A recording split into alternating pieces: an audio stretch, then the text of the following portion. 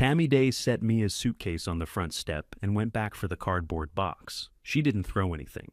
That would have been easier to understand. She carried Mia's clothes out in neat loads, placed them beside the blue hydrangea, and kept the screen door from slamming behind her. At 23, Mia stood in the gravel drive of her grandfather's house in Lewis and watched her mother remove her from it. Dylan stayed inside. He was visible through the dining room window, one hand resting on the polished table Gregory White had used for holiday meals. A folder lay open beside him. The release form was still on top, waiting for Mia's signature. Tammy came out with the box and set it down harder than the suitcase. "You can take the bedding from upstairs," she said. "The gray set, not the white one. I'm not signing it. I heard you the first 3 times. Then why are you still putting me out?" Tammy looked toward the house before answering. It belonged to her now, along with most of the furniture inside. That fact still felt new enough that she checked it without thinking.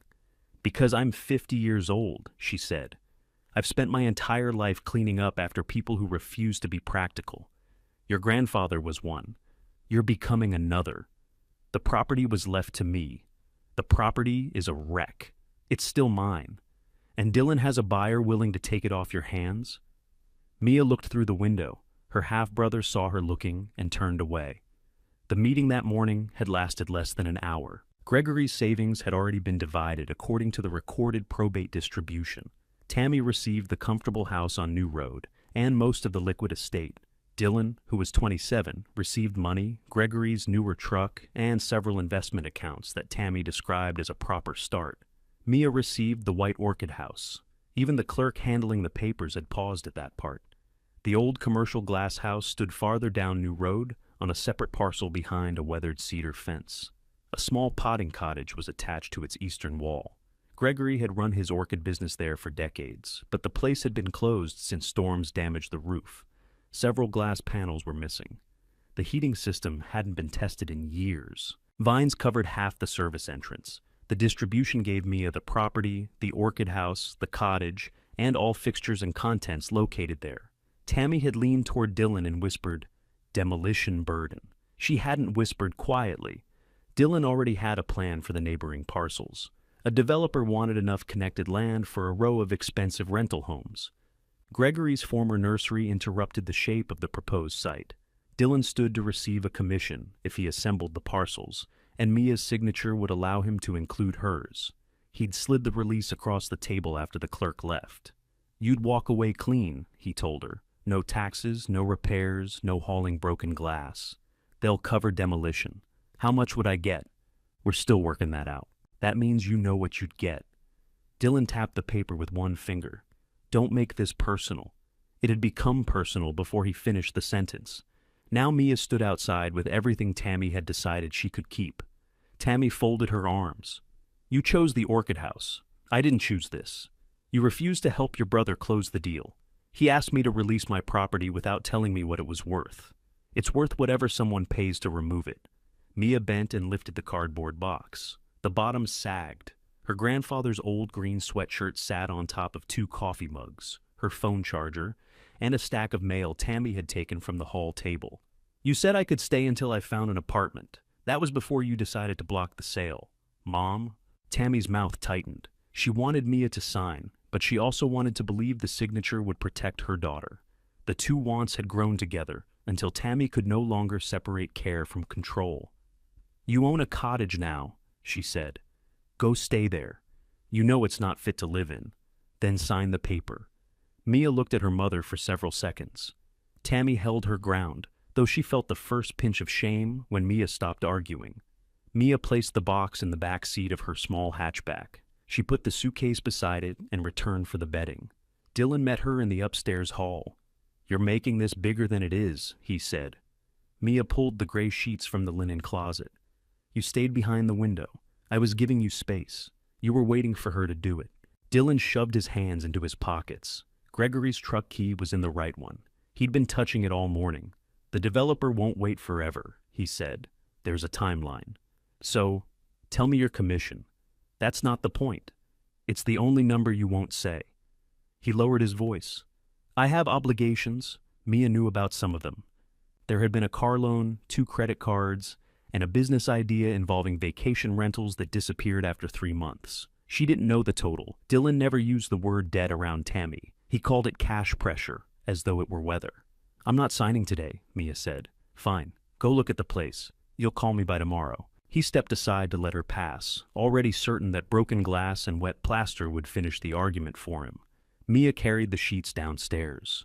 Tammy stood at the kitchen counter with her back turned. The brass key to the Orchid house lay beside the fruit bowl.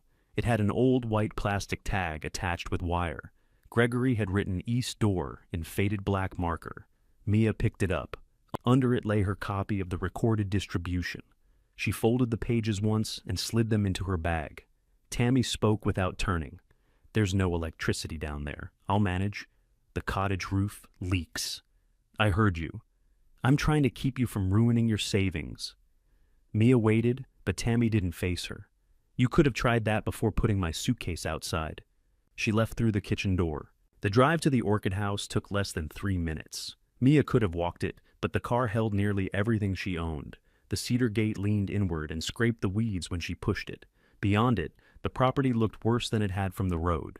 The main Orchid house was a long glass structure set on a low brick wall. Storm debris covered the gravel path. One roof vent hung crooked, and several panes had been replaced years ago with cloudy plastic. The western bay had a section of glass missing wide enough for rain to enter freely. The attached cottage had once been painted cream. It had faded to the color of old paper. A narrow chimney rose from one end.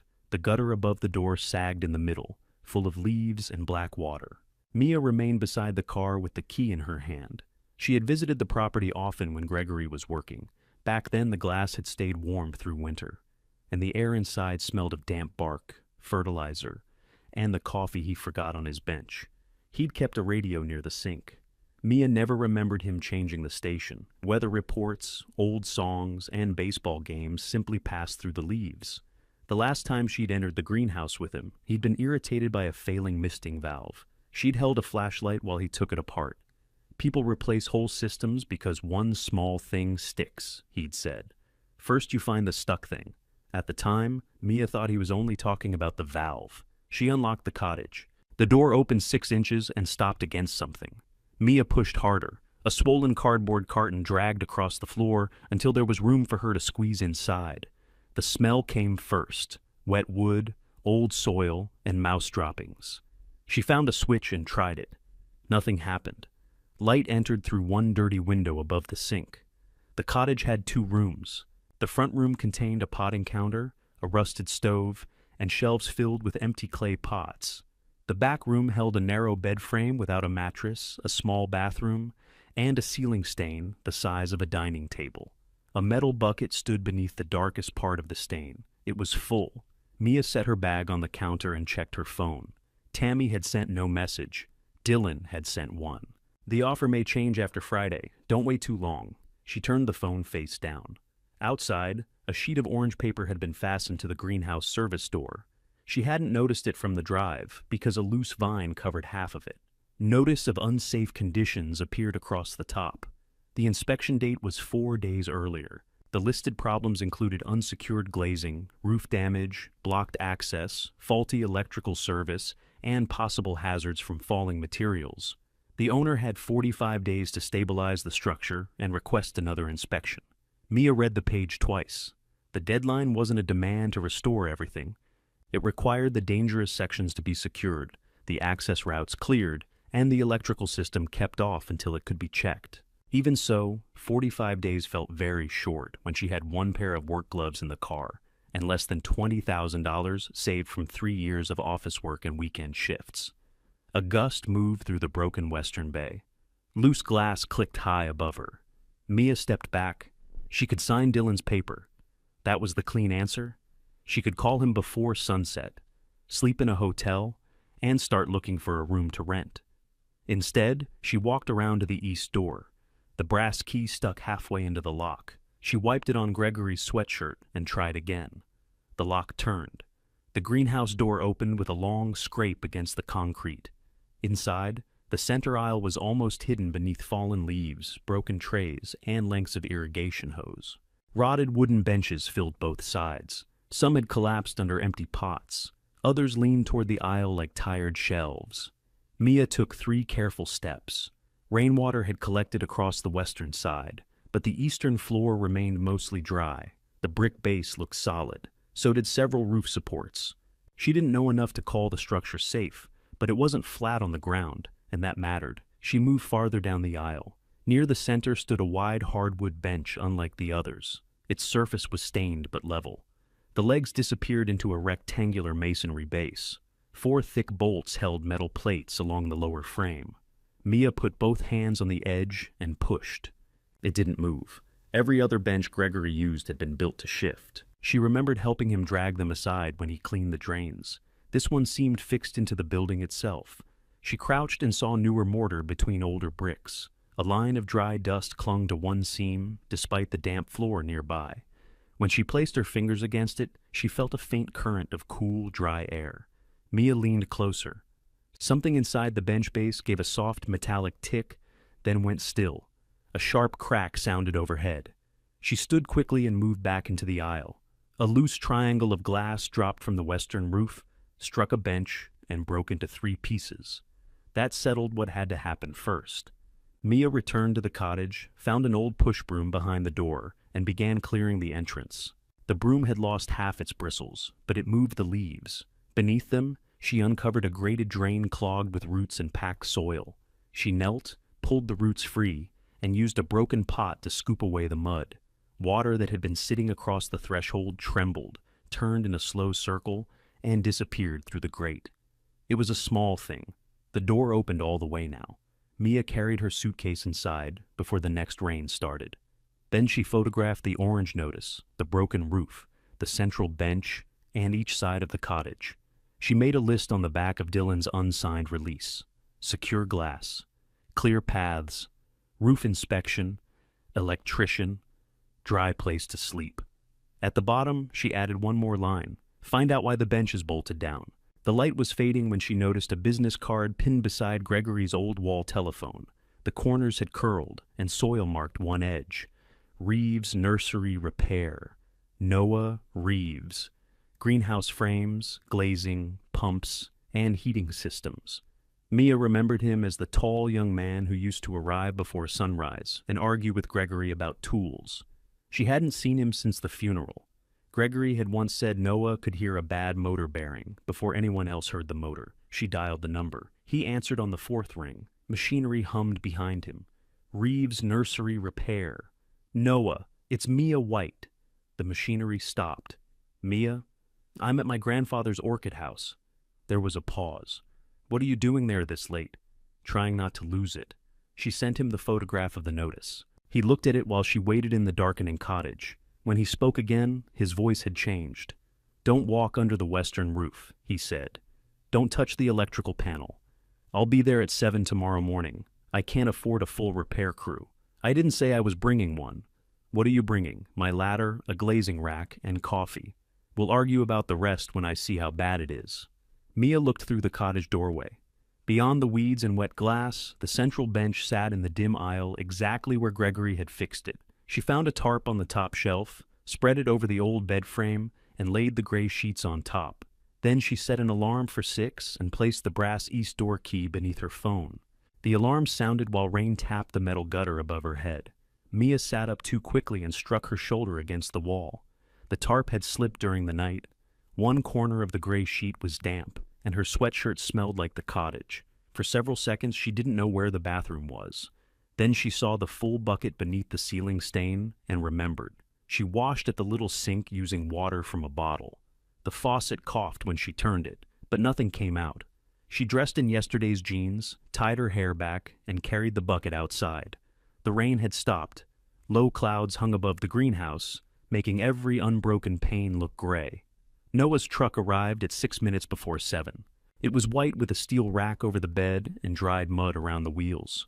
He parked near the gate, climbed out with 2 paper cups, and looked at the property without saying anything. He was 31 now. Mia remembered him as lanky and impatient. He'd filled out since then, though he still moved as if standing still wasted time. His brown work jacket had a repaired tear at one elbow. A tape measure hung from his belt. He handed her a cup. You slept here? It wasn't a question. How can you tell? You've got potting soil on your face. Mia wiped the wrong cheek. The other side. She wiped again.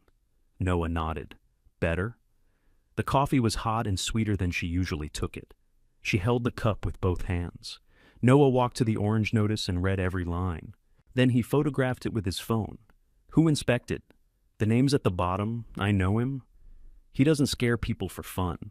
That's comforting. It should be. It means the list is probably the list. He opened the service door but didn't enter. He studied the roof from the threshold, then walked around the outside twice.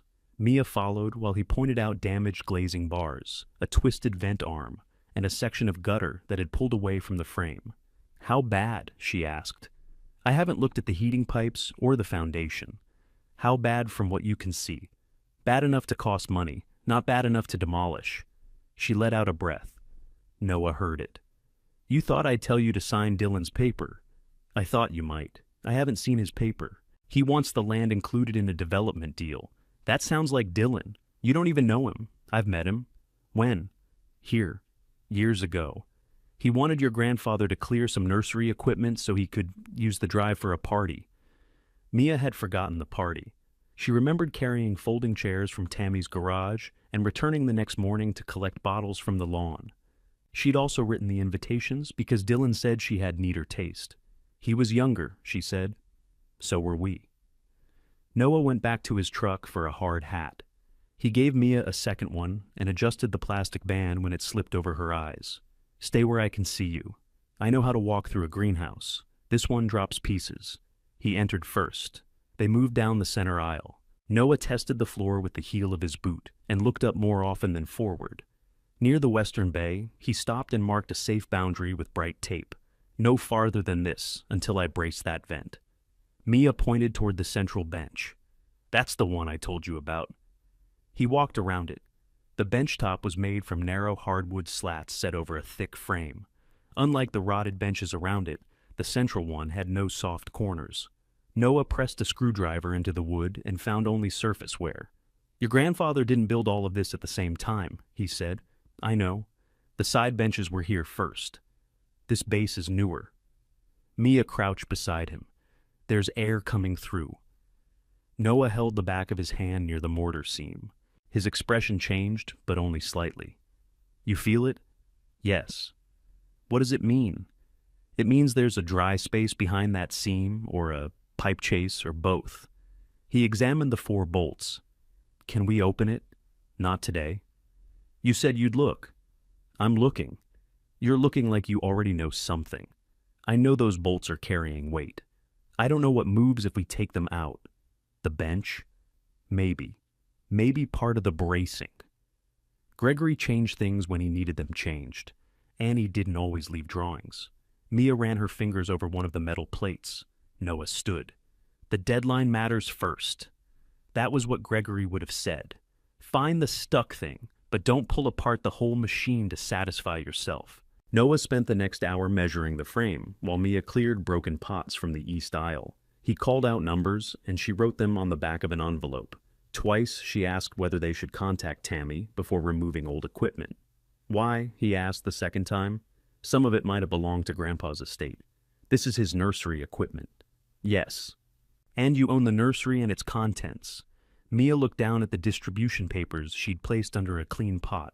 I know what it says. Do you? She didn't answer. Noah lifted a rusted rolling cart. One wheel had seized, so Mia took the other end. Together, they carried it outside. Her phone rang as they set it down. Tammy's name appeared on the screen. Mia stepped away from Noah before answering. She did that automatically, as if family conversations required privacy, even when the family had already made its decisions. Hello? Where's the folder from the hall desk? Tammy asked. What folder? The blue one with the house bills? I don't know. You organized them after the funeral. I put them in the bottom drawer of Grandpa's desk. I looked there. Did you look under the insurance envelopes? There was a pause while Tammy crossed the dining room. Mia could hear drawers opening. Found it, Tammy said. You put the electric account password somewhere? It's written inside the folder. Which page? The yellow note. Another pause. Noah climbed onto his truck rack and began releasing a ladder strap. He wasn't trying to listen, but he could hear enough to understand that Mia still knew how everything worked inside the house where she no longer lived. Tammy found the note. All right, Dylan wants to know if you read the developer's release. Yes? And I'm not signing it today. You spent one night in that place. Don't turn stubbornness into a plan. I'm working on the code list. With whom? Noah Reeves is here. Tammy knew the name. Gregory had talked about Noah often, usually when comparing him favorably to someone who had disappointed him. What's he charging? We haven't discussed that. Then discuss it before he touches anything. Mia looked toward Noah. He had lowered the ladder and was waiting for her to finish. I need to go. Mia, listen to me. You tend to help first and ask questions afterward. People take advantage of that. The unfairness of it was so clean that Mia almost laughed. I'll remember, she said. Tammy missed the meaning. Good. Call me tonight. The line went quiet.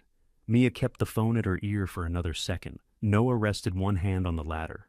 Everything all right? She found the folder. That wasn't what I asked. It's what she called about. Mia put the phone in her pocket and returned to the greenhouse. They worked without talking for several minutes. Noah secured the loose vent with a temporary brace. Mia held the ladder and passed tools up to him. She knew the names of most of them because Gregory had taught her, though she still said the narrow silver one when she couldn't remember a particular wrench. Noah came down and tested the brace. Your mother's partly right, he said. Mia stared at him. About discussing the price. I thought you weren't listening. I wasn't. New Road is quiet. He removed his gloves. I can give you an assessment today. Anything beyond that needs an agreement. I have savings. How much of it can you use? Enough. That's not a number. Why do you care? Because there's no point saving the greenhouse if you can't buy groceries afterward. Mia took the folded notice from her pocket. I have 44 days now. Yes. And if I don't stabilize it, they can bar access. If conditions get worse, they can order more work. The longer you wait, the fewer choices you'll have. So, what's the minimum? Noah looked over the structure again. Safe glazing, roof bracing, clear exits. Electrical inspection, probably drainage work. I need to test the frame before I give you a figure. Could it be done? In 44 days? Yes. If materials arrive, if the foundation is sound, if you make decisions when they're needed. Mia heard the last part clearly. I can make decisions. Noah glanced at the old cart they'd carried outside after she asked whether Tammy should be consulted. You can, he said. I'm not sure you're used to it. The words stayed between them. He didn't soften them, and she didn't pretend they hadn't landed. At the family house, Mia had been the person who handled what was left. She made appointments when Tammy got frustrated with recorded phone menus. She reviewed Dylan's emails before he sent them. During Gregory's final months, she brought groceries to New Road, collected prescriptions, and changed the sheets when he was too tired to stand. She hadn't thought of those things as payment. Still, somewhere along the way, she'd begun treating usefulness as proof that she belonged there. Tammy had encouraged her to save for a better apartment instead of renting a room. There was always some reason to wait. Gregory needed help. The gutters needed cleaning. Dylan was between plans again. Mia told herself staying made sense for everyone. It had made her useful. It had not made her secure. She picked up the broken push broom. Show me how to test the foundation. Noah studied her face, then nodded toward the eastern wall. They began at the brick base. He showed her how to look for stepped cracks, shifted mortar, and places where water had washed soil away. Mia photographed each section and marked the location on a rough sketch. Near the cottage connection, they found a crack running through 3 mortar joints. Mia's stomach tightened. Noah scraped away moss with his screwdriver. It's old, he said. See the dirt inside? No fresh edge. We'll watch it. But it didn't happen in the last storm. That's good? It's one thing that isn't moving today. At the back corner, the downspout ended above a blocked channel. Water had been spilling against the base instead of draining toward the ditch. Mia pulled at the packed leaves with her gloved hands. Noah fetched a narrow shovel. They cleared several feet of channel until dark water broke loose and ran away from the greenhouse. Under the leaves, Mia found a small brass valve set low in the brick. Noah wiped it clean. That feeds the cottage line. The sink doesn't work. Gregory shut the cottage water off every winter. The main valve might still be open. He turned the brass handle carefully. Somewhere inside the wall, A pipe knocked once. Mia ran to the cottage. The sink faucet gave a dry cough, then released a stream of brown water. She let it run. The color thinned, clouded, and finally cleared. Noah stood in the doorway. "Don't drink it until it's tested," he said. "I wasn't going to. You were looking at it like cold spring water." Mia put both hands under the stream anyway. The water was painfully cold. She washed the soil from her fingers and then cleaned the potting dirt from her face properly. It was only a working tap, but it changed the cottage. She could clean tools, wash dishes, and flush the toilet with a bucket if the plumbing held. The place was still damp and barely habitable, yet it no longer felt completely cut off. She filled the old bucket and carried it beneath the ceiling leak. When she returned, Noah had spread his inspection notes across the potting counter. "I need to finish the frame tests," he said. "Then we talk numbers." Mia placed her folded distribution beside his notes instead of hiding it back in her bag. "What do you need from me? A decision about what you're saving, the greenhouse. All of it?" She looked through the open door at the long structure. Morning light had begun to break through the cloud cover. It caught the central bench first, then the wet aisle around it. "For now," she said, "I need enough of it safe that nobody can lock me out." Noah took a pencil from behind his ear and drew a line around the eastern bay on his sketch. "Then, this is where we start." He tapped the pencil inside the line. "The east bay gives us one clear exit and the shortest run to the cottage. We can isolate the western damage while we work. Can it pass that way? Maybe. The notice says stabilize, not restore. We need to show the unsafe areas can't reach anyone using the safe ones. And the cost? I'll price materials this afternoon." Mia shook her head. "You already have an idea. I have an ugly idea." "How ugly?" Noah gathered his notes and stacked them carefully. "If the electrical panel is usable, and if we don't find rot under the roof seals, essential work could land near $18,000. Mia's whole savings, less what she'd spent on groceries and funeral clothes that month, came to a little over $19,000. She looked at the leaking ceiling, then at the distribution papers. "That includes your labor?" "That includes some of it." "What does that mean?" "It means Gregory helped me get started. It doesn't mean I can leave paying jobs for 6 weeks. I'm not asking you to. You called me before sleeping in a wet cottage. I called because your card was on the wall, and I came because he would have wanted somebody to check the roof before you walked under it." Noah slid the notice toward her. "If you hire a full crew, you'll spend more. If I do the frame and glazing work myself, I lose jobs already on my calendar. Then why are we still talking?" "Because I need space." Mia waited. Noah looked through the cottage door at the eastern greenhouse bay. "The property where I keep my nursery stock is being sold. I repair greenhouses for income, but I still grow plants. Mostly young stock for local shops. My current lease ends in 2 months. You want to rent part of this place. I want to use one bay once it's safe. I can trade labor for that use. You cover materials and anyone I have to bring in. I handle the framework and glazing. For how long? We'd write it down. That wasn't my question. 1 year to start. We can review it after that." Mia thought of Dylan's release. He had asked for her signature before giving her a number. Noah had arrived with coffee, measured the damage, and still hadn't given her a complete one. "I want the labor value written down too." Noah's eyebrows lifted. "If I'm giving you a bay, I need to know what I'm getting. That's fair. And it can't prevent me from using the greenhouse. It won't. What if your plants bring pests? Then I lose them before they cross into your growing area. Separate tools, separate trays, inspection when stock comes in. You've considered this. I've needed a place for 6 months. Did Grandpa know?" "Yes." The answer came too quickly to be invented. "What did he say? That the East Bay had good morning light?" Mia looked at the line Noah had drawn. He had chosen the same bay Gregory mentioned. "Did he offer it to you?" A sucked no. By then he wasn't operating the nursery, and the roof needed work. He told me to stop trying to solve tomorrow before I got through Thursday. That sounds like him. It was a Thursday. Noah gave her his pencil. Mia added the words 1 year beside the Eastern Bay. Then she wrote separate stock and tools beneath it. "Put together the agreement," she said. "If the material figure stays under 18,000, I'll do it." Noah didn't reach for her hand. He looked at her long enough to make sure she understood. "That leaves you almost nothing. I'll pick up more evening work. You'll also be working here." "I know." "Do you?" "I'm making the decision." He took the pencil back. "All right." They returned to the greenhouse to decide what had to be removed before materials arrived. The eastern aisle held 12 benches. 7 were too rotten to save. 3 might be repaired. 1 metal propagation table had only surface rust. The central hardwood bench stood partly inside the area they planned to isolate. Noah marked the rotted benches with orange paint. Mia picked up one end of the nearest bench. The wood bent in the middle. "Don't lift that," Noah said. "You just marked it for removal. I marked it for careful removal. It's a table. It's a table held together by fungus." He cut the bench into sections with a small reciprocating saw. Mia carried each piece outside and stacked it beside the cart. Underneath, they found an irrigation line buried in bark and leaves.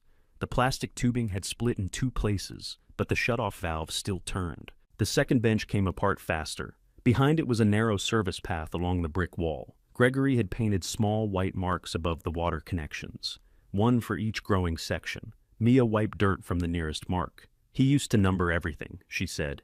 He stopped after someone moved his labels. "Dylan?" "No, me." Mia smiled despite herself. "You moved Grandpa's labels?"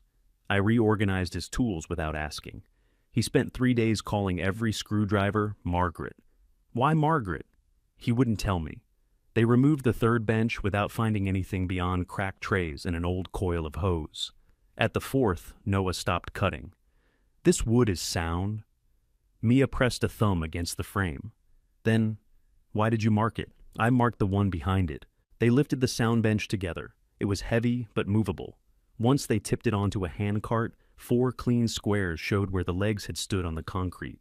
Mia looked toward the center. "Every bench can move. So far. That one can't. We knew it was bolted. We knew it was unusual. That's different." Noah set the cart down.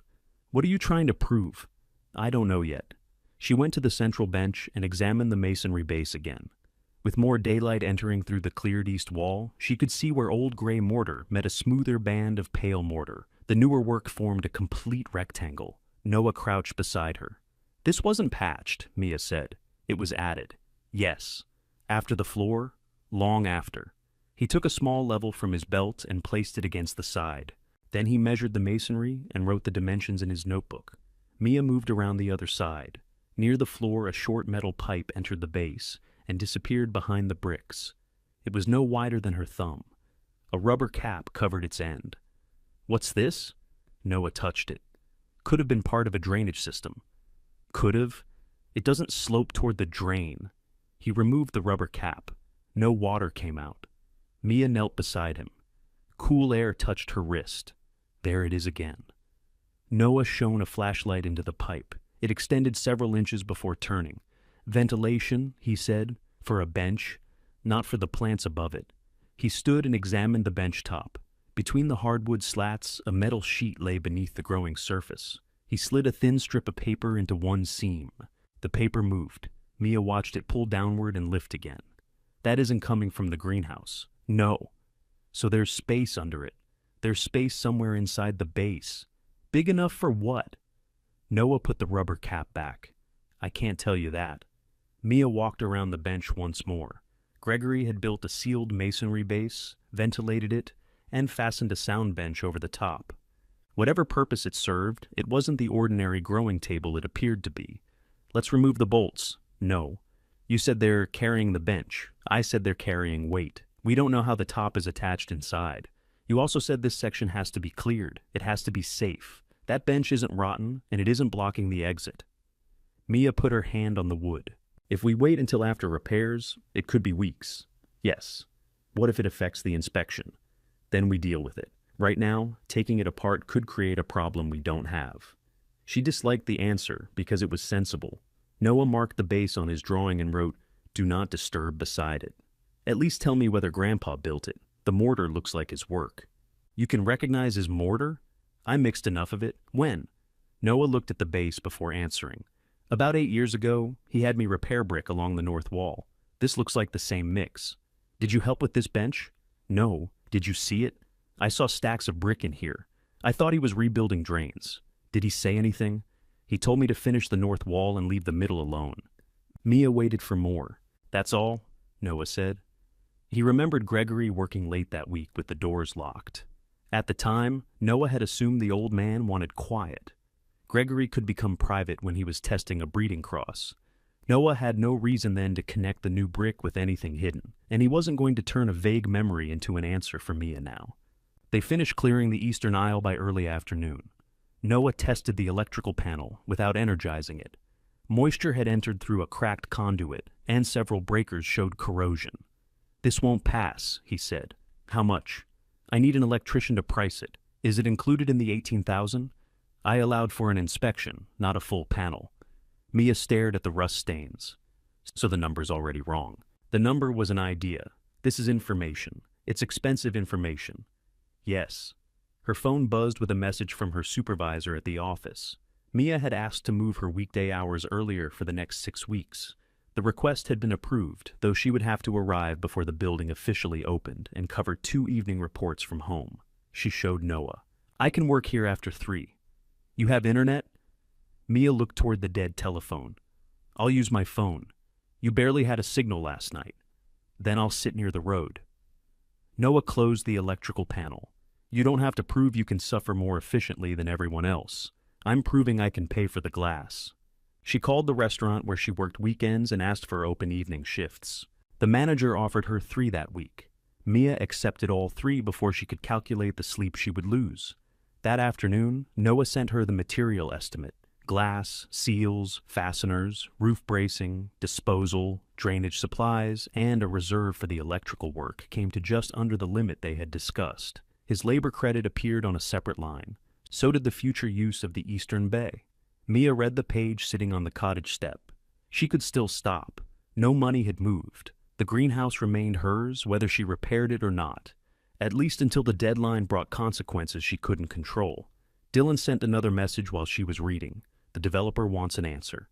Mia opened her banking application instead. She paid the supplier deposit Noah had listed. The transfer reduced her savings by more than half. A minute later, Noah's phone sounded inside his truck. He checked the confirmation and looked across the yard at her. "Materials arrive Monday," he said. Mia folded the estimate around her copy of the distribution. "Then, what can we finish before Monday?" Noah handed her a pry bar and pointed toward the next rotted bench, leaving the bolted one untouched in the cleared center. Mia wedged it beneath the soft frame and pressed down.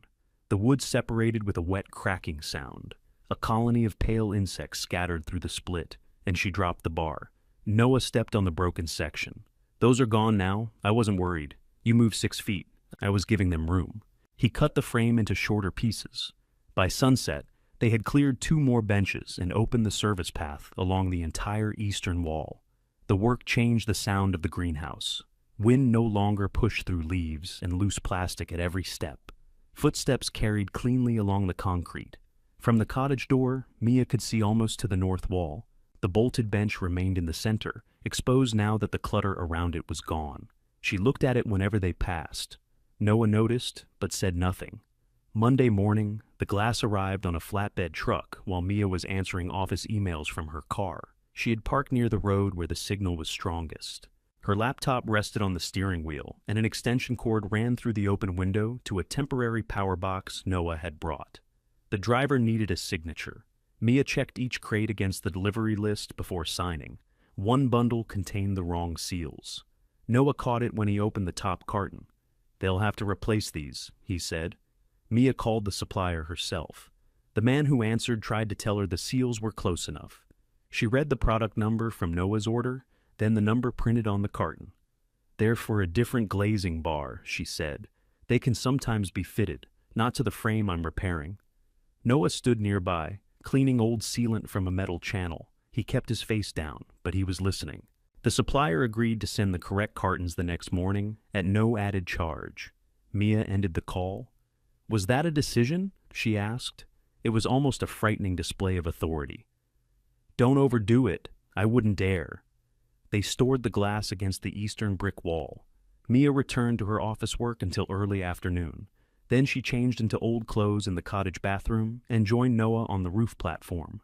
He had installed temporary rails and tied both of them to separate safety lines.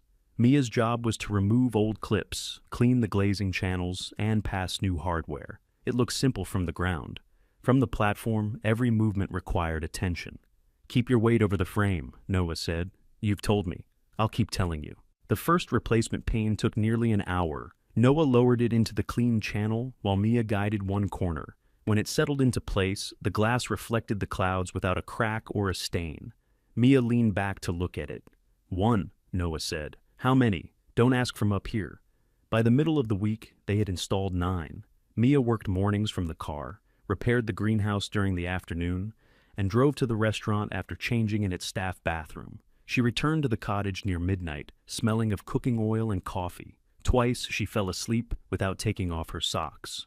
Noah arrived before 7 each morning. He never commented on the dark circles beneath her eyes. He began leaving breakfast beside her laptop instead. On Thursday, an electrician examined the panel and confirmed that the damaged breakers could be replaced without changing the entire service. The conduit needed sealing, and power to the western bay would remain disconnected until the roof there was repaired. The price fit inside Noah's reserve, but only just. Mia approved it. By Friday, the east bay had a full row of clear roof panes. Noah replaced the damaged vent arm. Mia cleaned the drainage channel and painted the safe exit posts white, copying Gregory's old marks where she could still see them. They built a temporary partition at the edge of the unsafe western section. It used rigid panels fixed to the frame, with a lockable service gate for repair access. The barrier wasn't pretty, but it stopped anyone from wandering beneath loose glass. When they finished, Noah walked the route from the cottage door to the east exit while Mia watched. "No obstructions," he said. "No exposed edges. Drainage is moving. The vent is secure. You sound surprised. I sound tired. Does this mean the east bay is safe? It means I'd work in it." That wasn't my question. Noah removed his hard hat and looked up through the repaired roof. "Yes, this section is safe." Mia stood in the center aisle. The eastern floor was swept. The metal propagation table had been cleaned and leveled. Sunlight reached the bricks for the first time in years. It wasn't a working nursery. It had no plants, heat, or reliable misting system. Half the building still sat behind a temporary barrier, but one bay no longer felt abandoned. Noah took a folded agreement from his jacket. I added the labor values in separate stock terms. They read it at the potting counter. The agreement gave Noah future use of the East Bay for 1 year after final inspection. His labor credit applied only to the listed stabilization work. Mia remained responsible for utilities and the structure. Noah would maintain his own plants, tools, and insurance. There was also a clause allowing either of them to end the arrangement if plant health or unsafe working conditions threatened the other's operation. "You added a way out," Mia said, "for both of us. Are you expecting trouble? I'm expecting plants. They get sick, pumps fail, people disagree." Gregory had often made agreements with a handshake, then complained when the other person remembered a different hand. Mia signed. Noah signed beneath her. The agreement made the work feel more serious than the supplier deposit had. Someone else was planning his livelihood around a bay she had promised to make usable. Noah gave her one copy. "You should keep it somewhere dry." Mia looked at the ceiling bucket. "I'll put it in the car." A vehicle rolled over the gravel outside. Tammy parked behind the flatbed crates. She stepped out carrying a covered dish and stared at the new glass. Mia folded the agreement and placed it on the counter. Tammy entered through the cottage. Her gaze went first to the temporary power box, then to Noah's tools, then to the row of clear panes overhead. "You've done all this already?" "We've started." Tammy held out the dish. "Chicken and rice. I made too much." Mia accepted it. "Thank you. You haven't called. I've been working. I can see that." Noah came down from the platform and greeted her. Tammy replied politely, though her eyes settled on the agreement before Mia could move it. "What's that?" "A use agreement." "For what?" "Noah is trading some labor for future use of the East Bay." Tammy looked from Mia to Noah. "You're giving away part of the property?" "No," Mia said. "He'll use one bay, for free, in exchange for labor." "How much labor?" "It's written down." Tammy put her handbag on the cleanest section of the counter and held out her hand. Mia didn't give her the paper. The refusal was small, but Tammy felt it. Mia had always handed over forms. Employment letters, insurance statements, rental applications, anything official went to Tammy for a second look. "I'm only trying to make sure it's fair," Tammy said. "I read it. Did anyone else?" "Noah and I did. That isn't what I mean." Mia set the covered dish beside the sink. "I know." Tammy's eyes moved toward the greenhouse. A week earlier, the place had been useful to her only as proof that Mia had made a bad choice. The new panes interfered with that certainty. So did the cleared aisle and the marked exit. How much have you spent? Mia didn't answer. That much? Most of my savings. Tammy pressed her lips together. The developer might increase the demolition payment? Might. Dylan says there's room. Then he can put a number in writing. You've already spent money you may not recover. I spent it on my property.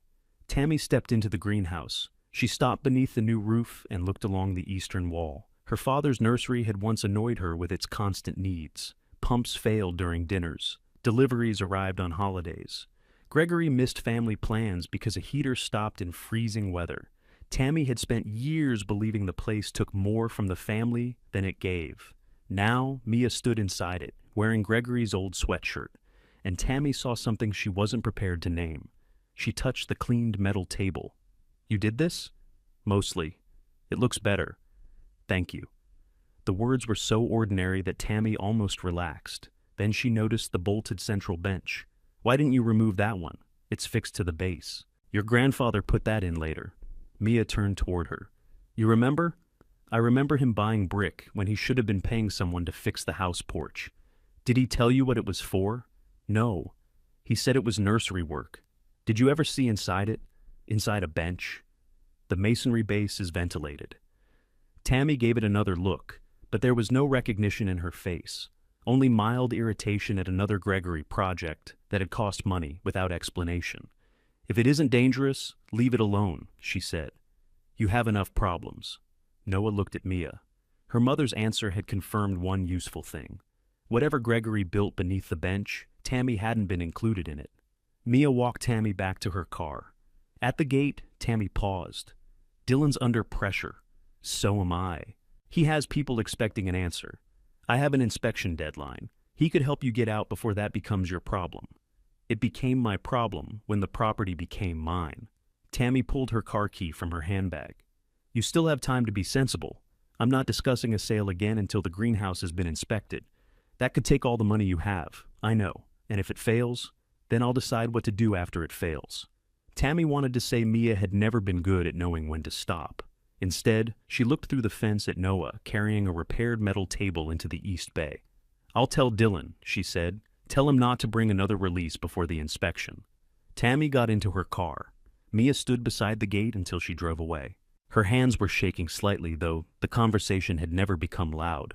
Noah joined her. You all right? She brought dinner. I saw. She always brings food when she wants something to go quietly. What did she want? The same thing. Just quieter. They carried the last damaged vent frame to the disposal stack. Before dark, Noah mounted a temporary exterior light above the cottage door. The electrician turned on the approved cottage circuit, and the bulb came to life. Mia went inside and flipped the sink switch. A smaller light glowed over the potting counter. For the first time, she didn't need her phone to see the room after sunset. She heated Tammy's chicken and rice on a borrowed hot plate. Noah ate one serving, standing at the counter before leaving for another job. Mia wrapped the rest for the next day. Later, she took a flashlight into the East Bay. The new glass held against the evening wind. The repaired vent stayed still. She checked the exit, the drain, and the temporary partition. On her way back, the flashlight crossed the bolted bench. The strip of pale mortar showed clearly now. Mia placed her hand near the capped pipe and felt the same dry current. Outside the fence, headlights slowed. Dylan's truck stopped along the road but didn't turn in.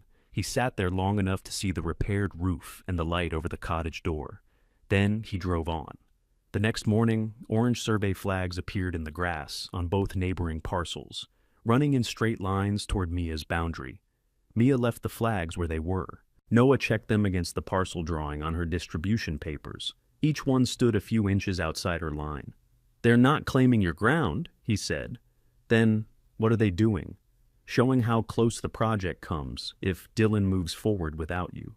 The flags ran beside the cedar fence, turned behind the greenhouse, and continued across the empty lot to the west. On the eastern side, they marked another narrow parcel that had once been a field. Mia stood inside a shape the surveyor had carefully avoided. Can they build around me? They can try. Would it affect the inspection? Not today. Your deadline is about the structure. A truck door closed near the road. Dylan came through the gate carrying a white envelope. He wore clean work boots that had never met wet soil. His eyes went to the survey flags first, then the repaired glazing. "You've been busy," he said. "You had the land surveyed. The neighboring land? Your boundary was already recorded. You could have told me. I'm telling you now." After the flags appeared, Dylan handed her the envelope. "That's the updated offer." Mia didn't open it. "It covers demolition and gives you a cash payment," he said. "You'd come out with more than you started with." "She'd also come out without the property," Noah said. Dylan looked at him. "This is family business." Noah picked up a crate of fasteners. "Then don't have it in my work area." He carried the crate into the greenhouse. Dylan waited until he was out of hearing, though Noah could still hear him through the open glass door. "He's getting a free lease from you? He's earning the use of a bay, according to him, according to our agreement. You signed something?" Mia put the envelope on the hood of her car. "Yes. Without having anyone review it? I reviewed it." Dylan breathed through his nose. "Mom said you were doing this. I thought she meant you'd let him store some tools. She told you about the bench, too?" "What bench?" Mia watched his face. "The fixed one in the greenhouse?" "No. Why would I care about a bench?" He didn't know. Like Tammy, he saw only a damaged table in a building he wanted removed. "You wouldn't," Mia said. Dylan pushed the envelope closer to her. "Open it." She did. The developer's offer was simple. Mia would transfer the parcel. The developer would take responsibility for demolition and closing costs. Mia would receive a payment a little larger than the repair figure she had committed. For one unsteady moment, the amount worked exactly as intended. It looked like her savings returned, with enough left for a rental deposit and several quiet months. Dylan saw the hesitation. "This is a good way out. How much is your commission?" He looked toward the road. "Why are you obsessed with that?" "Because you keep calling this a favor. It can be good for both of us." "How much, Dylan?" He lowered his voice. "Enough to clear some things." "Your cards?" "Some things." "The car?" "I said I have obligations." Mia folded the offer. There was the piece he had kept soft and vague. He needed her land because he had already begun counting money from a deal that wasn't his to make. "You promised them my parcel," she said. "I told them it was likely. Before asking me. Before Grandpa died, everyone assumed the nursery would be sold." "Who's everyone?" "Mom, me, people with common sense." "Did Grandpa?" Dylan didn't answer. Mia held the envelope out to him. "I said I wouldn't discuss a sale before inspection. At least keep it. No? The figure may not stay open, then it doesn't." He took the envelope but didn't put it away. "You know what happens if they build around you? Construction for months. Noise, mud, trucks on the road. You'll have a broken greenhouse between rental houses. Then I'll have to fix the greenhouse. You can't afford this because you're too proud to leave." Mia looked through the open door at the clear eastern roof. "You thought I'd last one night." Dylan had thought exactly that. He slid the envelope into his jacket. "The survey work continues. Tell Noah not to move the flags." "He already told me." That irritated Dylan more than it should have. He walked back to his truck. Before getting in, he looked toward the bolted central bench. From the road, there was nothing remarkable about it. Still, Mia's question stayed with him because she had asked it while testing his face. He drove away without knowing what he had been tested for. Noah came out carrying 2 lengths of metal bracing. "Did you take the offer?" "No." "Did you read it?" "Yes." "Good. You would have told me to consider it." "I would have told you to read it. That isn't the same." "No, it's your mistake to make, whichever way you choose." They had planned to replace damaged seals along the eastern ridge that afternoon. A weather report changed the order. Strong wind and heavy rain were expected by nightfall, and the western vent assembly still twisted against the frame when gusts came from the water. If it broke loose, it could tear into the section they had repaired. Noah set the metal lengths on sawhorses. "We brace the western ridge now." "Behind the partition?" "Yes."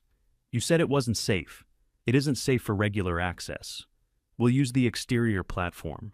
The additional brace wasn't on the original materials list. Noah could adapt 2 shorter pieces, but they needed new mounting plates. Mia checked the balance in the repair account. "How much?" "I can make the plates. That takes your time. So does waiting for a delivery. You said your labor credit only covered the listed work." Noah glanced at her. "You read the agreement. I told you I did.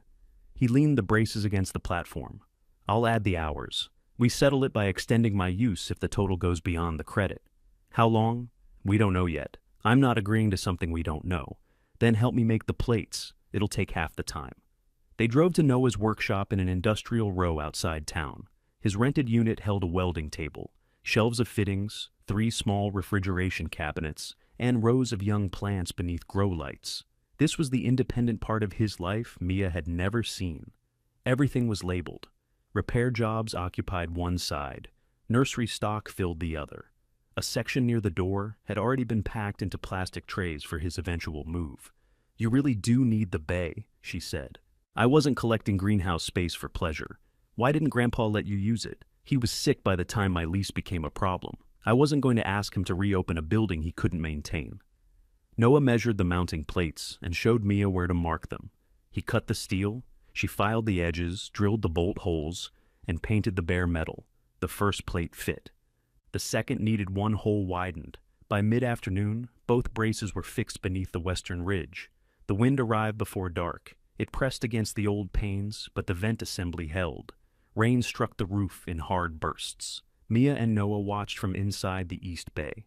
Water slipped through 2 old seals near the partition, ran down the glazing bar, and reached the floor without spreading toward the cottage.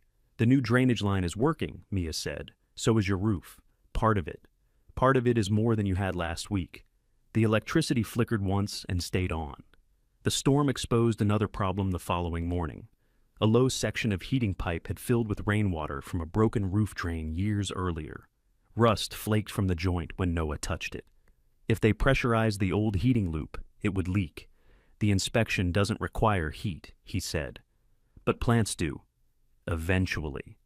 Mia crouched beside the pipe. Can we isolate the east bay? Gregory used separate zones. If the valves still hold. They followed the heating line beneath the benches. Most labels had faded, but the white marks on the brick showed where each zone began. At the north end, Mia found 3 valve handles behind a stack of empty trays. The first was frozen.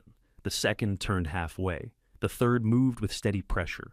Noah connected a small test pump to the eastern loop. Mia watched the gauge while he checked each joint. Pressure's holding, she called. For now? They waited. The needle stayed in place. Noah opened the valve carefully. Water moved through the east loop without reaching the corroded western pipe. That's usable, he said. Does it mean we can heat this bay? If the boiler works. Does it? We haven't started it. Mia looked toward the utility room at the north end. The door had swollen shut, and rust covered the lower hinge. Noah saw where her attention went. Passing code and running a nursery are 2 different jobs. I know. Do you? Ask me after we open that door. They spent an hour freeing it. Mia worked the pry bar along the frame while Noah removed the hinge pins. The door finally shifted, releasing a smell of dust and old fuel. Inside stood Gregory's compact boiler, 2 circulation pumps, and a wall of labeled controls. The system was old but dry. A maintenance card hung from the nearest pipe. The last service entry was from the year before Gregory died. Noah checked the oil line, pump housing, and pressure tank.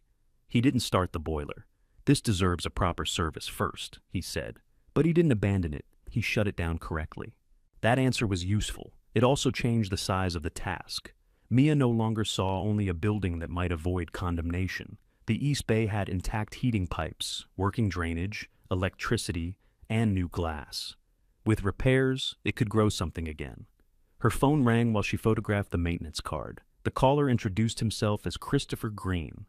Mia knew the name from old delivery invoices. Gregory had supplied orchids to the Delaware Botanical Conservatory for years. I heard the White Orchid house still has a roof, Christopher said. Most of one. And I heard someone's repairing it. Mia looked at Noah. He was examining the circulation pump. Yes. Christopher paused. I'd like to come by. For what? To see what survived. Mia looked across the cleared bay, past the sound metal table and the fixed bench in the center. When? Tomorrow morning, if you'll allow it. This time, she didn't ask who else should decide. Come at 10, she said. The next morning, Mia paid the final electrical invoice before Christopher arrived. She sat in her car with the banking screen open and added every repair charge again. glass, seals, bracing, disposal, the temporary partition, drainage supplies, electrical work, and the materials Noah couldn't salvage came to exactly $18,000. She checked the total 3 times. Then she sent the payment. Her savings account dropped to an amount that would cover food, fuel, and little else. The restaurant shifts would keep her moving, but there was no cushion left for a failed boiler or another section of roof. Noah knocked on the car window. "You did it?" "Yes." "You look ill." "I'm getting used to expensive mornings."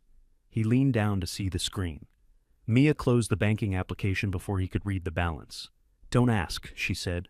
"I was going to ask if you're ready for your visitor. That's worse."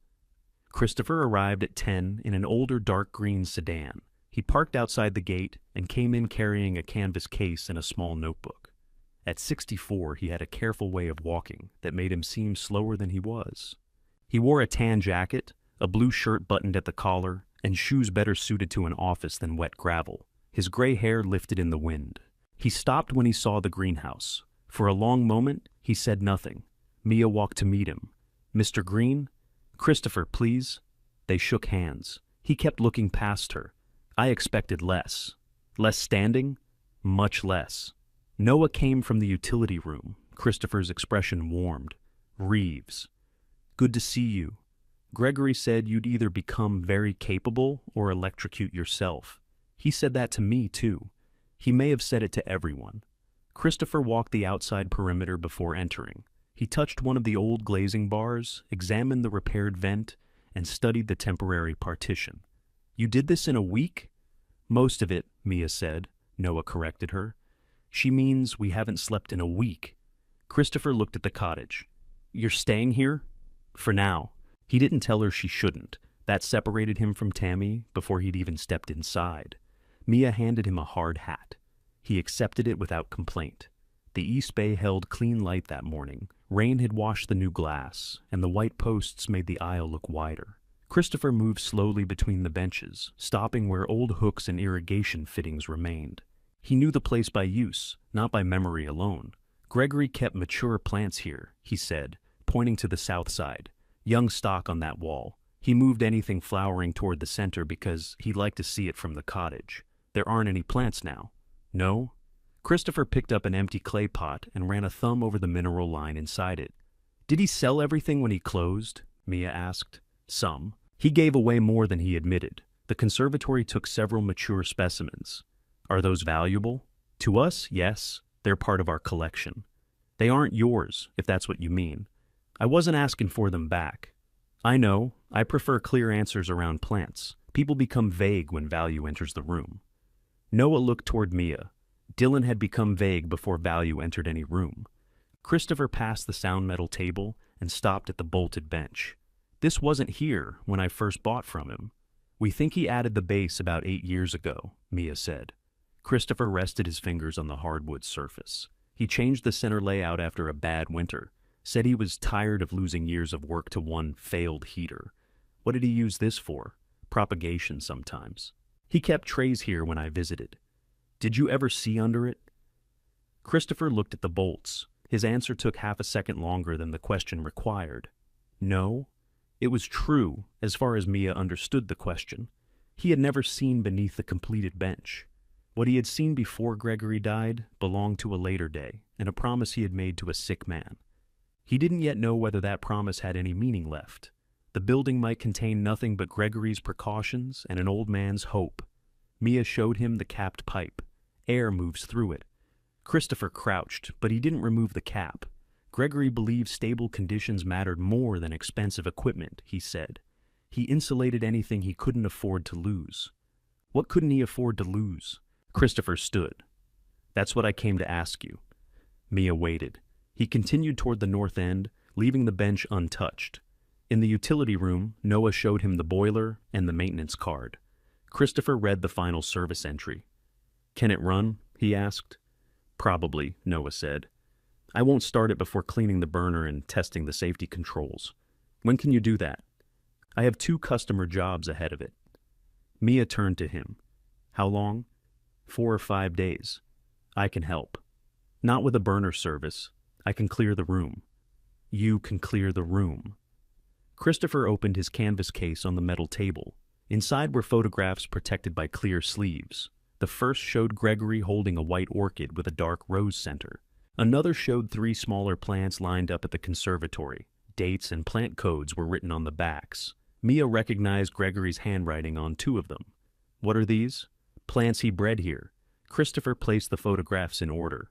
Your grandfather spent years crossing orchids that could flower reliably in smaller indoor spaces. That part wasn't unusual. What became unusual was their tolerance for temperature swings and salt in the water. Salt? Coastal growers fight it. So do conservatories using recycled systems. Gregory kept selecting plants that handle difficult water without losing the bloom. Noah leaned closer to the photographs. He talked about a compact line, he said. He talked about many things, Christopher replied. This one worked. Mia touched the edge of a photograph. Where are these plants? The mature trial plants were lost after a cooling failure at a contract facility. The conservatory specimens in these pictures were returned to Gregory before that. He wanted to make his final selections here. Did he? He registered the line 3 years ago. Registration protected the name and recorded the parentage. It didn't create a supply. Mia looked around the empty greenhouse. Then it's gone. Possibly. Christopher said it without false comfort. He was still working on it shortly before he died. He told me he had selected the strongest stock, but he never delivered it for our final trial. What kind of stock? Small propagated plants or tissue cultures? Enough to produce a new generation if they remained clean and alive. Mia remembered the cold, dry air beneath the central bench. She didn't speak. Christopher saw her look toward it. He closed the photograph sleeve. Don't decide what's inside something before you open it, he said. You think there's stock here? I think Gregory didn't discard work easily. That's different. Did you look after he died? No. This property belonged to the estate, and then to you. I had no right to search it. He returned the photographs to the case. Mia felt the weight of the distribution papers in her pocket. Her family had treated the contents as broken pots and demolition waste. Christopher treated even the empty benches as things he needed permission to touch. What would the line be worth, she asked. If viable stock exists, it would require independent testing. Identity, contamination, growth strength. Then someone would have to propagate it properly. That wasn't my question. No, it's the answer that comes before money. Mia kept waiting. Christopher folded his hands over the canvas case. The conservatory had planned a long supply relationship with Gregory, not a one-time purchase. We need plants for our own displays, education partners, and several coastal collections. A stable exclusive line would be valuable to us. How valuable? I won't place a figure on material I haven't seen. Dylan would have called that avoidance. Mia heard a difference. Christopher's uncertainty had conditions she could understand. If nothing survived, she said, does the nursery have any value to the conservatory? As a building? No. We don't buy real estate. The answer hurt, but it was useful. As a supplier? Not without plants, clean propagation space, and someone who can deliver consistently. I don't know how to do that. No, Christopher said. You don't. Noah shifted beside her. Christopher's tone wasn't cruel. He was stating the part that neither new glass nor determination could replace. Your grandfather spent decades learning this work, he said. You can learn, but the greenhouse won't become his nursery because you clean it. I'm not trying to become him. Good. He was terrible with invoices. Noah laughed. Christopher's expression softened. If you want only to pass inspection and keep the cottage, you've already made sensible progress. Seal the building, maintain the parcel, and use the east bay under your agreement. There's dignity in stopping there. Mia looked through the greenhouse. A week ago, that would have sounded like victory. A safe place to sleep. A locked door. Enough repairs to stop Dylan from treating the property as an obstacle awaiting removal. Now she knew Gregory had brought years of work close to completion here. The empty building wasn't merely damaged, it was interrupted. What would I need to reopen as a propagation nursery? She asked. Noah looked at her. Christopher answered carefully. Reliable heat, clean water, a sanitary work area, records, growing stock, training, customers eventually. That's all? That's the short list. I just spent everything I could spend on the code work. Then don't make promises today. I'm asking what comes next. Christopher watched her for a moment. First, find out what Gregory left. Not what your family thinks he left, not what I hope he left. Inventory this place properly. Mia glanced toward the bolted bench again. Can you help identify things? I can identify his plant codes and cultivation notes. I won't authenticate living stock. That requires an independent specialist.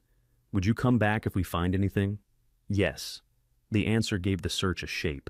Christopher wrote his direct number on the back of his card. Then he opened his case again and handed Mia copies of 3 photographs. He kept the originals. These codes were associated with the final line, he said. If you find matching labels, don't open containers or move material into warm light. Call me first. Mia read the codes. They meant nothing to her yet. Why didn't you tell me any of this at the funeral? You just buried your grandfather. The property hadn't been distributed. There was nothing useful I could ask you to do. And now? Now you open the gate. After Christopher left, Mia stood at the potting counter with the photographs and his card. Her office supervisor called before she could put them away. One of Mia's evening reports had been submitted late after the storm repairs. The supervisor approved her altered schedule for the rest of the week, but told her plainly that another late report would end the arrangement. Mia apologized and accepted the warning. When the call ended, Noah was waiting near the utility room door. You can still stop at a safe greenhouse, he said. I know. You have almost no money left. I know. You have a job that's beginning to notice. I heard her. He pointed toward the central bench. And we're not opening that until the roof work is finished. I heard you too. Mia placed Christopher's photographs in a clean drawer and wrote the plant codes on her inventory sheet. Then she changed the heading at the top.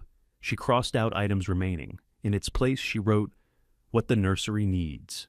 "Clear the boiler room," she said. "That comes next." Noah handed her a dust mask and opened both utility room windows. They carried out empty fuel cans, cracked trays, and a cabinet with a rusted bottom. The cabinet doors came off in Mia's hands. Behind it, they found an old water treatment unit connected to the greenhouse line. Noah wiped dust from the 2 filter housings. "This is useful. Does it work?" "It's plumbing. Working is usually a matter of replacing the parts that don't." Mia added filters to her list.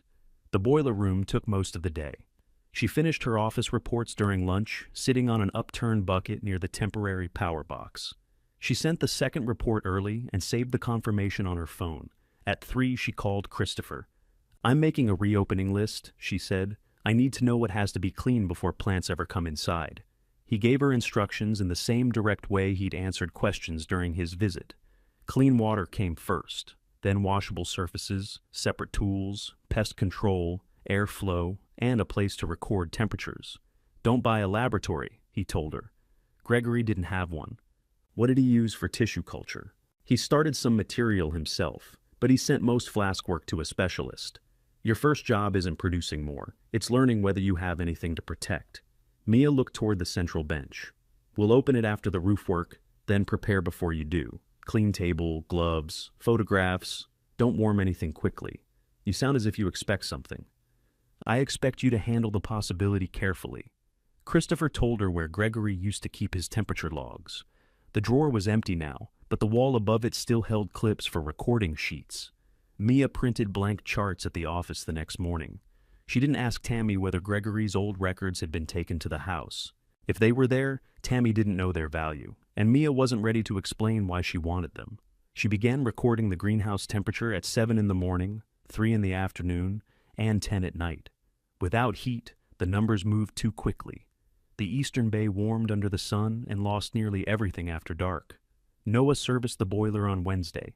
He cleaned the burner, replaced a clogged filter, and tested the safety shutoff. Mia used money from her restaurant shifts to buy the small parts. It wasn't enough to threaten rent because she didn't have rent.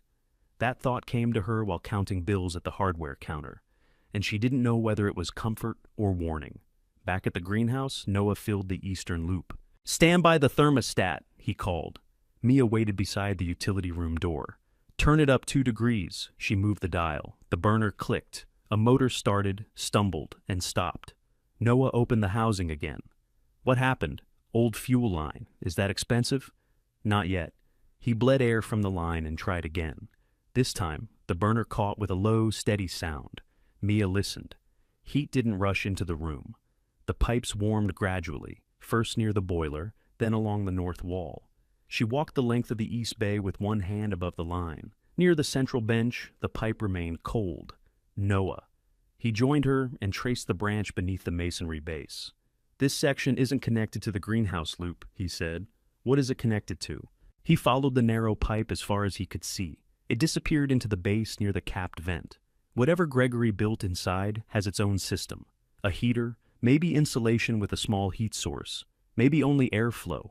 The power is disconnected, so nothing is running now. But the air is dry. Yes.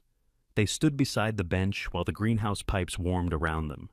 Mia wanted to remove the bolts that minute. The roof above the center aisle still needed 2 permanent braces and a damaged pane replaced. Noah had been consistent about the order, and now she understood enough to agree. If the bench held fragile material, opening it beneath a roof that still shed water would be careless. She returned to the thermostat. By sunset, the east bay had gained 2 degrees. The boiler cycled off as it should. At 10, the temperature had fallen only slightly. Mia wrote the number on her chart. The next morning, condensation covered the inside of the new glass. It gathered in clean lines and ran toward the gutters instead of dripping onto the floor. Noah entered carrying a tray of small green plants. Mia stared at it. "What are those?" "Common Phalaenopsis seedlings." "Nothing rare. The agreement starts after inspection. These aren't moving in." He set the tray on the metal propagation table. "They're spending 1 day here. If the temperature swings or the water has a problem, I'd rather learn it with stock I can replace." Mia examined the plants. Each one had 2 or 3 thick leaves and a white label. "You're trusting my boiler test with living plants." "I'm trusting my own boiler service." "That sounds more like you." They tested the filtered water. The old treatment unit needed new cartridges, but the supply line itself was clear. Mia flushed it until the mineral reading dropped, then filled a clean container with treated water from Noah's portable filter. He showed her how to check the underside of each leaf before bringing the tray past the door. No spots, no webbing, no insects around the roots. "Separate tools," Mia said. She placed a clean pair of scissors beside the tray. "Temperature log?" She pointed to the clipboard. "Pest record?" She held up another sheet. Noah nodded once. "You've been listening." "That's what people keep saying." They left the seedlings on the metal table through the afternoon. The east bay held its temperature. The vent opened when sunlight warmed the glass and closed again before evening. At 9, Mia checked the plants beneath the temporary work lights. The leaves remained firm. No condensation had collected in their crowns. She sent Noah a photograph. His reply came while she was wiping the table. "They can stay until morning." It was the first night in years that living orchids sat beneath the white orchid house roof. They weren't Gregory's. They weren't valuable. They belonged to Noah and would return to his workshop after the test. Still, Mia moved the temperature clipboard closer to the table before going to the cottage. At 6 the next morning, every seedling looked as it had the day before. Noah arrived, checked the leaves, and lifted the tray. "The bay works," Mia said. The bay held for 1 night. It worked for 1 night. He allowed her that. They spent the rest of the morning installing the 2 permanent braces above the center aisle. Mia measured the mounting positions from the platform. Noah drilled. They fitted the final damaged pane just before lunch. When they climbed down, the central bench sat beneath a roof that no longer leaked. Mia touched the first bolt. "Now?" "After inspection." "That wasn't the agreement." "No, that's the sensible order. You said after the roof work. I said we weren't opening it before the roof work." "There's a difference. You create differences when you want to win. I create differences when you want to dismantle something you don't understand." She folded her arms. Noah pointed around the greenhouse. "The bench isn't going anywhere. Your deadline is. Get the inspection scheduled. If they identify another hazard, we fix it before opening a sealed space in the middle of the work area." Mia disliked that answer too. It was becoming a pattern. She called the code office from the cottage. The same inspector who issued the notice answered. Mia gave her name, the property address, and the work completed. She listed secured glazing, braced vents, cleared exits, the isolated western section, repaired drainage, and inspected electrical service. "You've done all that since my visit?" he asked. "Yes." "Do you have the electrician's statement?" "Yes." "And photographs of the roof bracing?" "Yes." He offered an inspection date the following Tuesday morning, several days before the deadline. Mia accepted it. Keep the unsafe section locked until then, he said. If the repairs match what you've described, we'll deal with whatever remains on site. The call ended. She wrote Tuesday 9 in the morning on the cottage calendar. Then she sent 2 messages. The first went to Christopher. Inspection is Tuesday. If it passes, we're opening the central bench afterward. Can you come? His answer arrived within minutes. Yes. Do not open it before I arrive. The second message went to Tammy and Dylan together. Inspection is scheduled for Tuesday. I'm not considering sale offers. Please don't come to the property without asking. Tammy called immediately. Mia let it ring while she saved the inspection photographs to a second folder. The phone rang again. She answered. What does that message mean? Tammy asked. It means what it says. You can't tell your family not to visit. I can tell anyone not to enter my property without permission. I brought you food 2 days ago, and I thanked you. Is Noah telling you to do this? No. Tammy went quiet. Blaming Noah had been easier than accepting that Mia's boundaries came from Mia. What happens Tuesday? She asked. The inspector checks the repairs. And then? I decide what happens next. Dylan says the offer has a deadline. Then he should stop waiting for me. You're shutting everyone out. I'm asking you to call first. That isn't how family works. It's how this property works. Mia heard Tammy breathe in, ready to answer. Then Dylan's voice sounded in the background. Ask her what Green wants. Mia gripped the phone. Tammy spoke more carefully. Christopher Green visited you? How did Dylan know that? He heard it from someone at the conservatory. That was possible. Christopher's visit hadn't been secret, and the conservatory worked with growers across the area. He came to see the greenhouse. Why? He bought from Grandpa. What does he want now? You'll have to ask him. Mia, I have to work. She ended the call. Noah stood in the greenhouse doorway with the empty seedling tray. They know Christopher came, she said. He looked toward the road. That didn't take long. Mia checked the gate latch, then moved the new glass crates inside the fence. The restored bay had given her proof that the building could work again. It had also given Dylan something more troublesome than damaged land. It had given him a reason to wonder what she was building before Tuesday. Dylan arrived Sunday afternoon with Tammy in the passenger seat. Mia saw them from the cottage window. Noah was on the roof platform checking the final brace before inspection. He looked down when the truck entered the gate. They asked first. He called. No. He began climbing down. Mia met them outside before either could reach the greenhouse door. I asked you to call. Tammy carried Mia's last storage box from the family house. Dylan had a document folder beneath his arm. We're not staying, Tammy said. She handed over the box. Mia recognized the winter scarf hanging from one corner and the small desk clock Gregory had given her when she started office work. You didn't have to bring this now. I wanted everything settled. Dylan opened the folder. The developer made a final offer. It expires tomorrow at noon. Mia didn't take it. I already gave you my answer. You gave me an answer before you saw this figure. He removed the top page and held it where she could read the amount. The payment would return everything she had spent, cover Noah's credited labor if the agreement ended, and leave enough for several months of rent. It was more than the earlier offer. Where did the increase come from? She asked. I reduced my commission. Tammy looked at him. That detail was new to her. How much? Mia asked. Enough. You still won't say. This isn't about my commission anymore. I gave up part of it, so you have a way to walk out without losing your savings.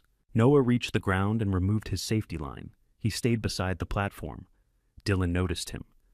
The offer includes payment for his labor, he said. Nobody gets cheated. You read our agreement? No. Mom told me the arrangement. Then you don't know what it requires. I know enough.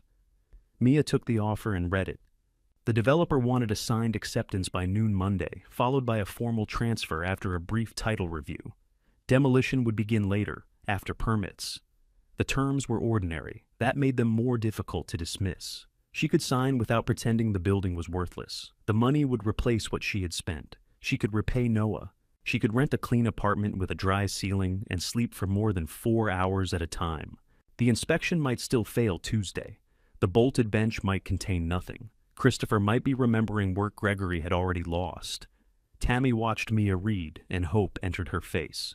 You can come back to the house for a few weeks, she said. Just until you find a good place. Mia lowered the paper. You said the cottage was my home. I was angry. You carried my things outside one box at a time. I'm trying to fix that. Because I might sign. Because this has gone too far. Mia glanced at the last storage box. Tammy opened her handbag and took out the spare key Mia had used for years. It was the key to the new roadhouse. Tammy held it between two fingers. Come home tonight, she said.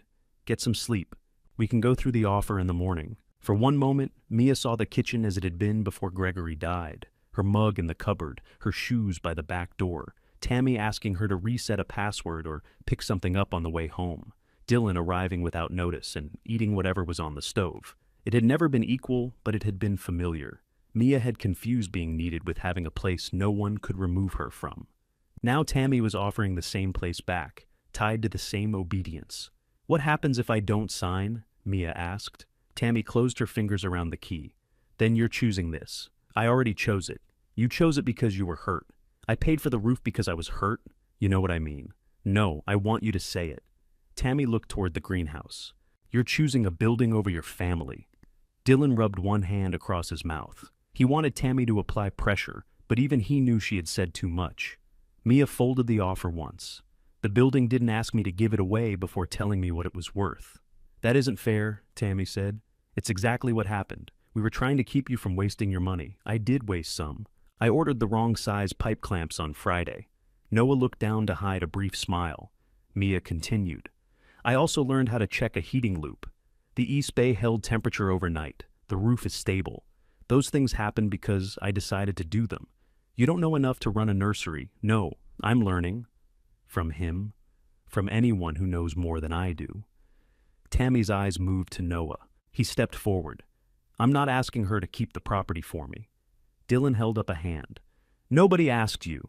I have labor in the building and an agreement for the bay. That makes one part of this my business. The offer pays you. Only if Mia chooses to sell. You'd get cash instead of a year in a half-broken greenhouse. I can count. The two men looked at each other across the gravel. Noah had debts and deadlines of his own. The cash would help with his move.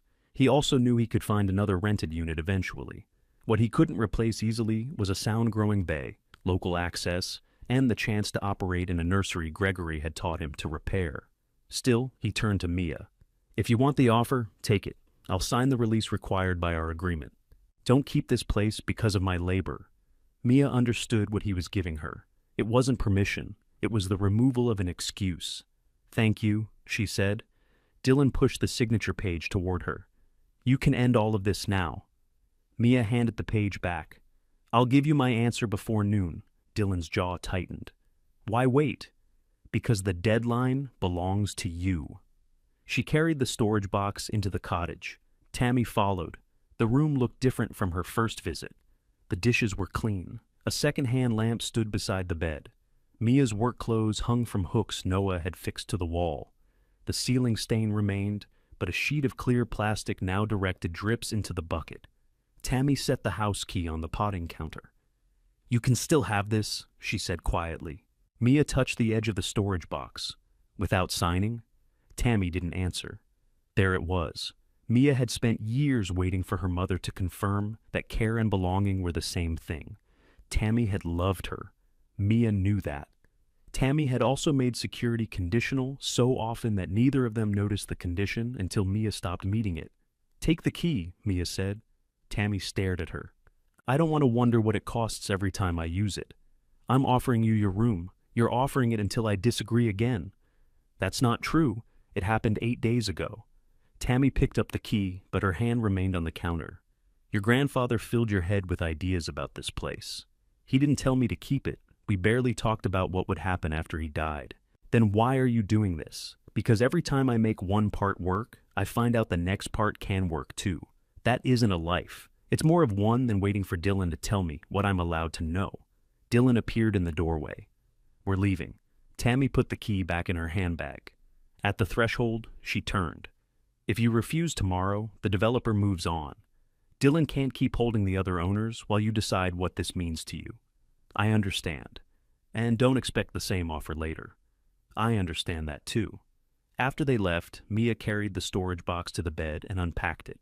Under the scarf were several framed photographs, 2 pairs of shoes, an unopened packet of mail, and a small tin containing spare keys.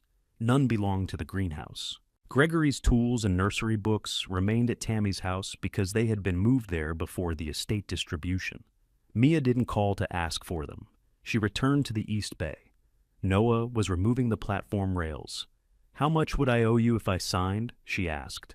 He gave her the figure from their agreement. The developer's offer covered it. She would still leave with more money than she had before starting repairs.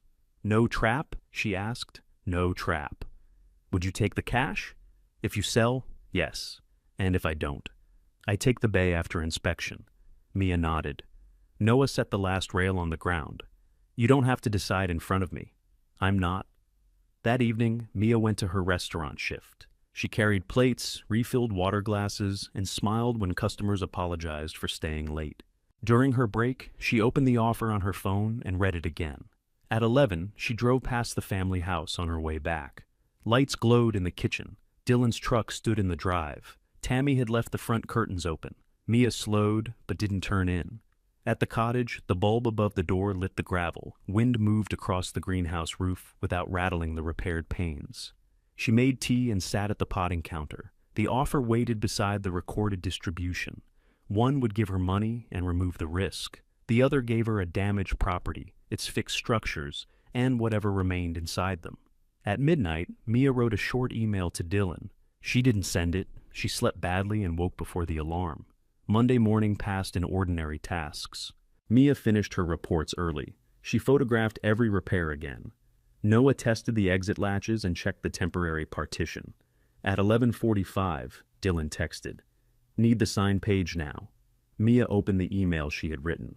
"I'm declining the offer. Do not represent my parcel as available. The inspection remains scheduled for tomorrow." She read it once and pressed send. At noon, Dylan replied, "Then you're on your own." Mia saved the message with the property records. The developer's offer expired. The money disappeared without ever reaching her, and the room at Tammy's house disappeared with it. She felt both losses even though neither had truly been hers that morning. At 12:15, she called Christopher. "The inspection is still tomorrow," she said. "I turned down the sale. Are you certain?" "No." He waited. "I'll arrive before 9. Mia ended the call and carried a clean plastic sheet into the greenhouse. She spread it across the metal table beside the central bench. Then she placed gloves, labels, her phone, and Christopher's photographs in a tray. Noah watched from the aisle. "You're preparing early. I know what it costs now." She checked the 4 bolts without turning them. Tomorrow, if the greenhouse passed, she would open the one thing Gregory had made impossible to move. At 8:45 the next morning, Christopher's sedan pulled through the gate. Noah had already checked the temporary partition twice.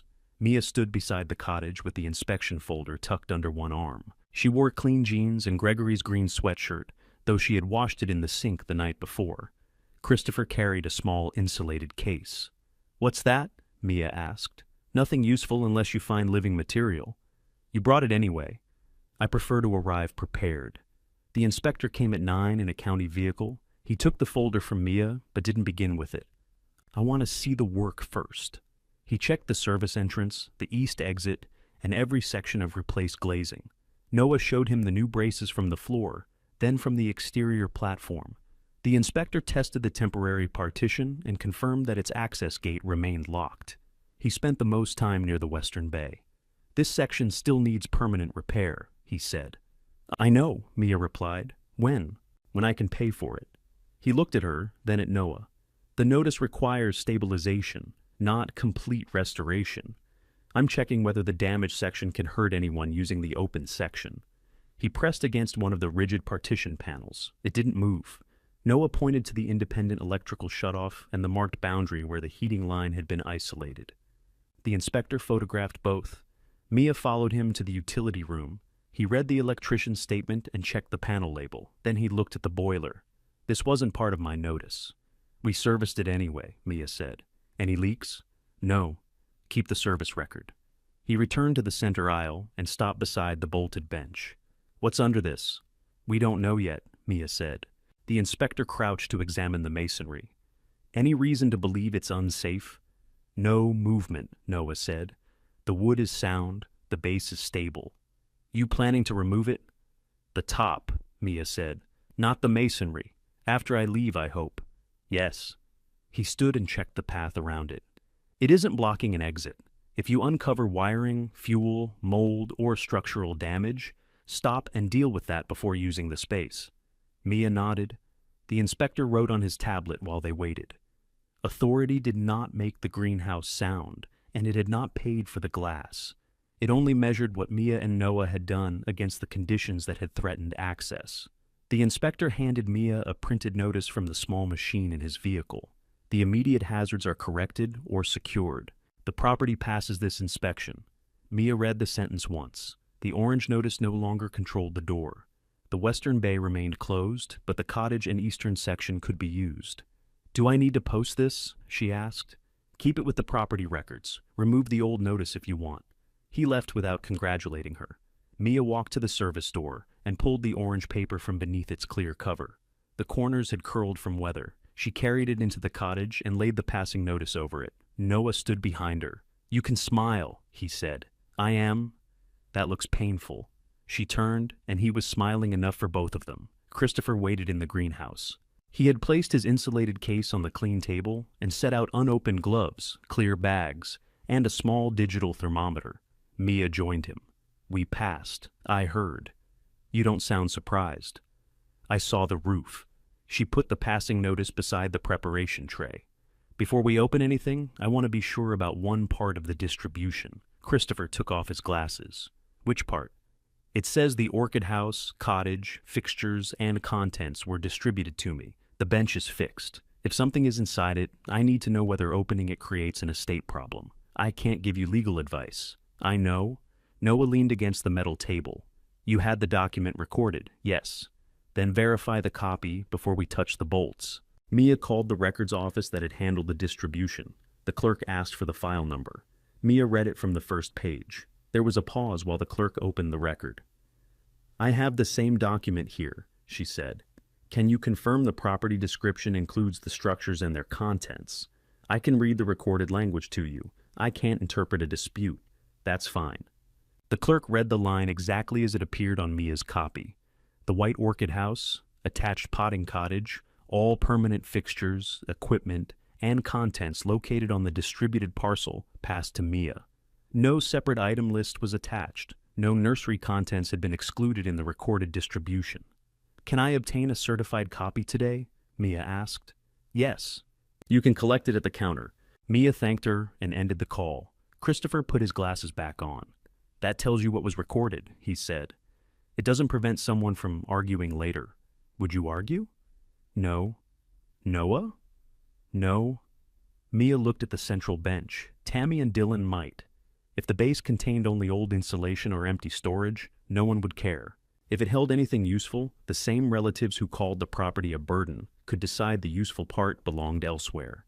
Mia picked up her car keys. I'm getting the certified copy. We can wait, Noah said. Christopher closed the insulated case. We should. The records office was in a plain brick building less than 15 minutes away. Mia paid the small certification fee with money from her restaurant tips.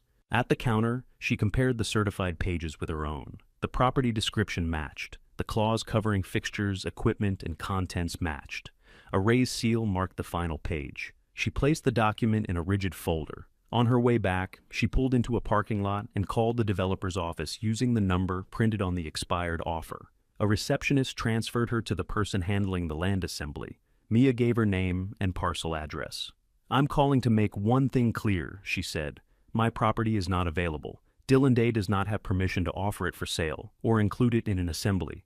The person on the line sounded surprised. We understood there was a family discussion underway. The discussion is over. Would you consider a revised amount? No. May I ask whether another buyer is involved? No buyer is involved. She could have told them about Dylan's debt. She could have said he had promised land he didn't own. She could have described how Tammy put her belongings outside after she refused to sign. Any of it might have embarrassed him enough to remove him from the whole deal. Instead, Mia kept the call narrow. I'm only speaking for my parcel, she said. Please direct any questions about it to me. The person confirmed that her property would be marked unavailable unless she contacted them herself. Mia ended the call. A minute later, Dylan called. She let it ring once, then answered. "You went around me," he said. "I contacted the person you kept saying was waiting on me. You made it sound like I lied. I told them my parcel isn't available. They're questioning the whole assembly now.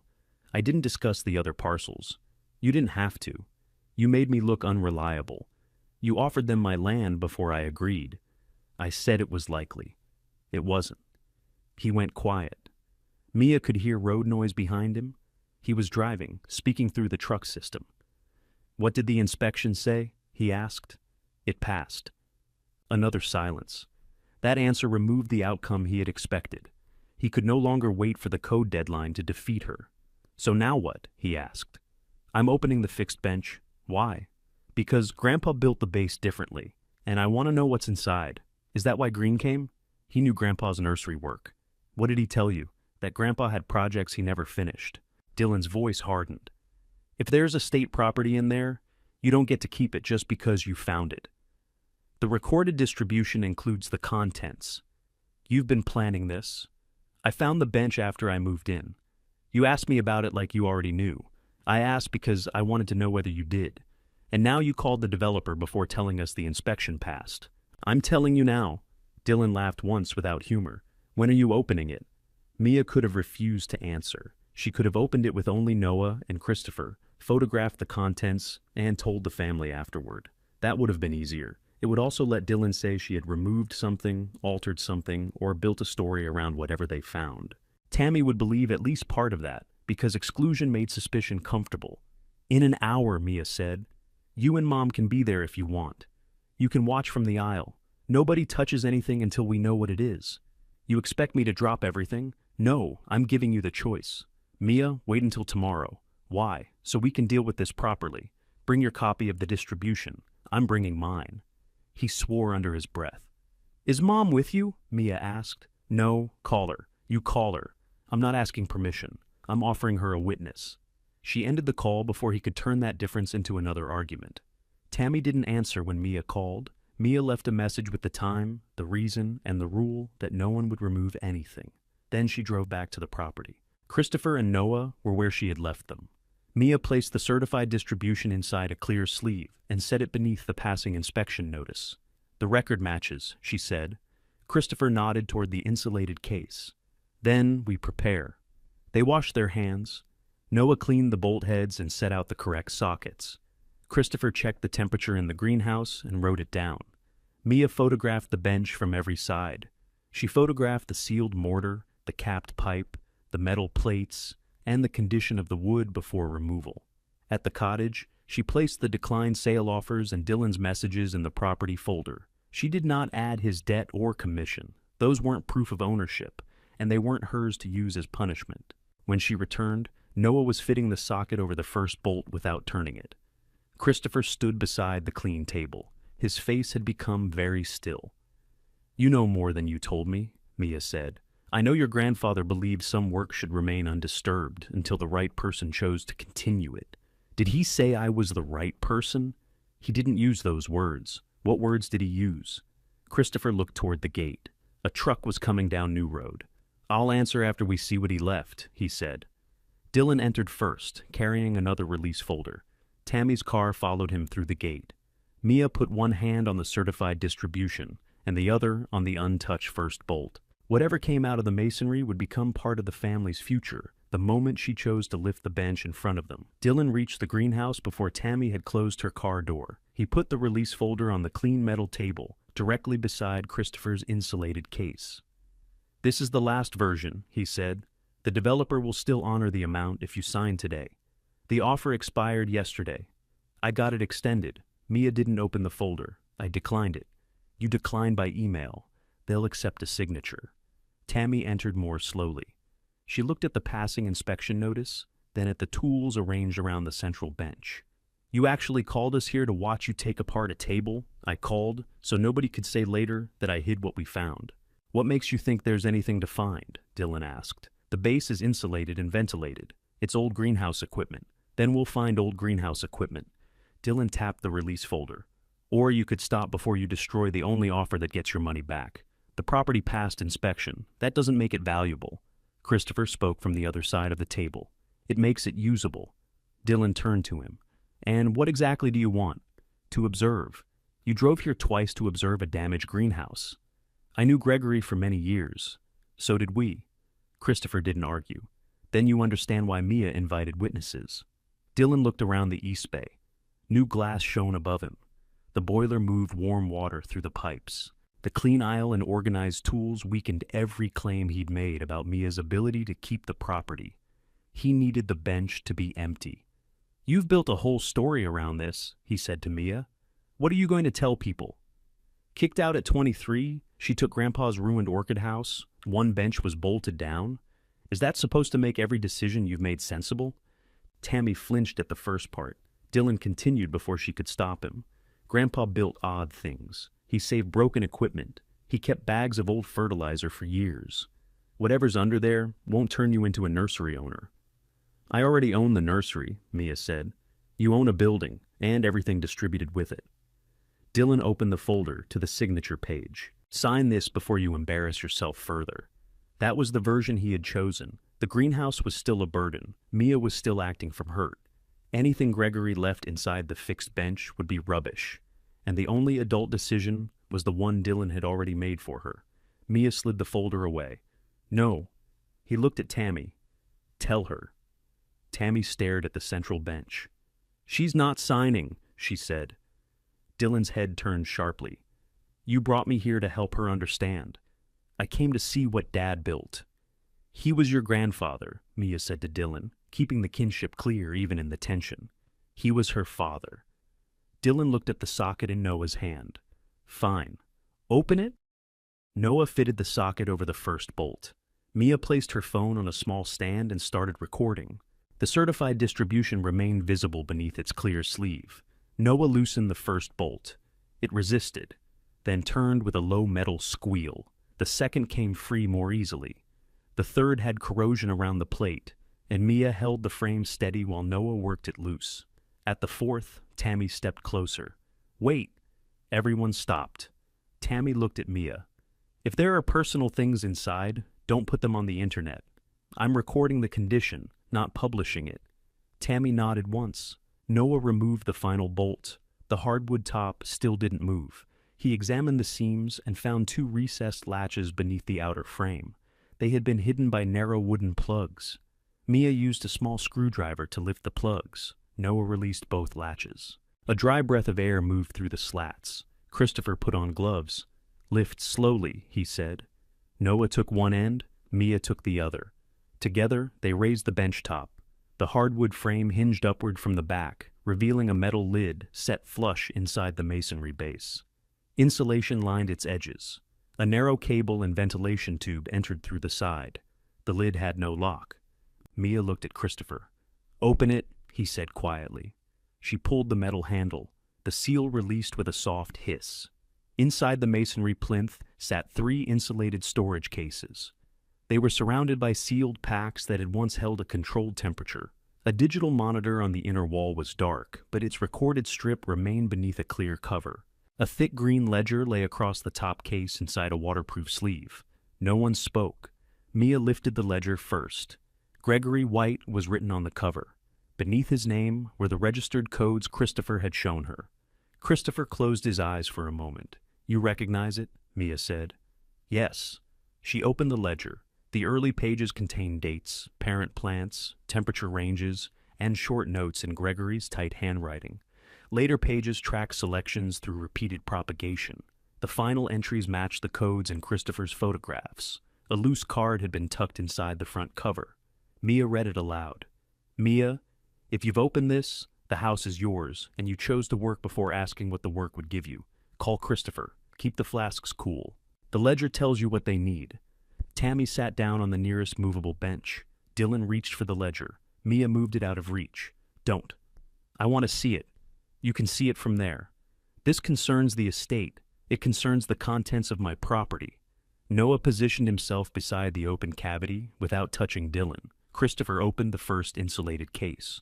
Rows of glass tissue culture flasks rested inside fitted holders. Each was sealed and labeled. Small green shoots remained visible in clear growing medium. Some had browned at the edges. Others still held firm leaves and pale roots.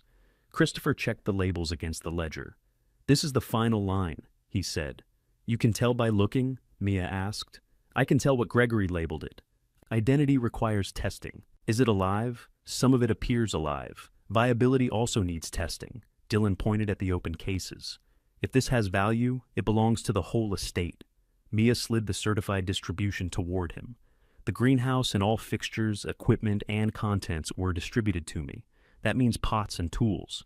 It doesn't mean hidden business assets. It doesn't exclude them. You didn't know these existed when you accepted the property. Neither did you." Tammy looked at Christopher. "Did you know?" Christopher removed his gloves. "I knew Gregory preserved stock before he died." Mia stared at him. "You saw him?"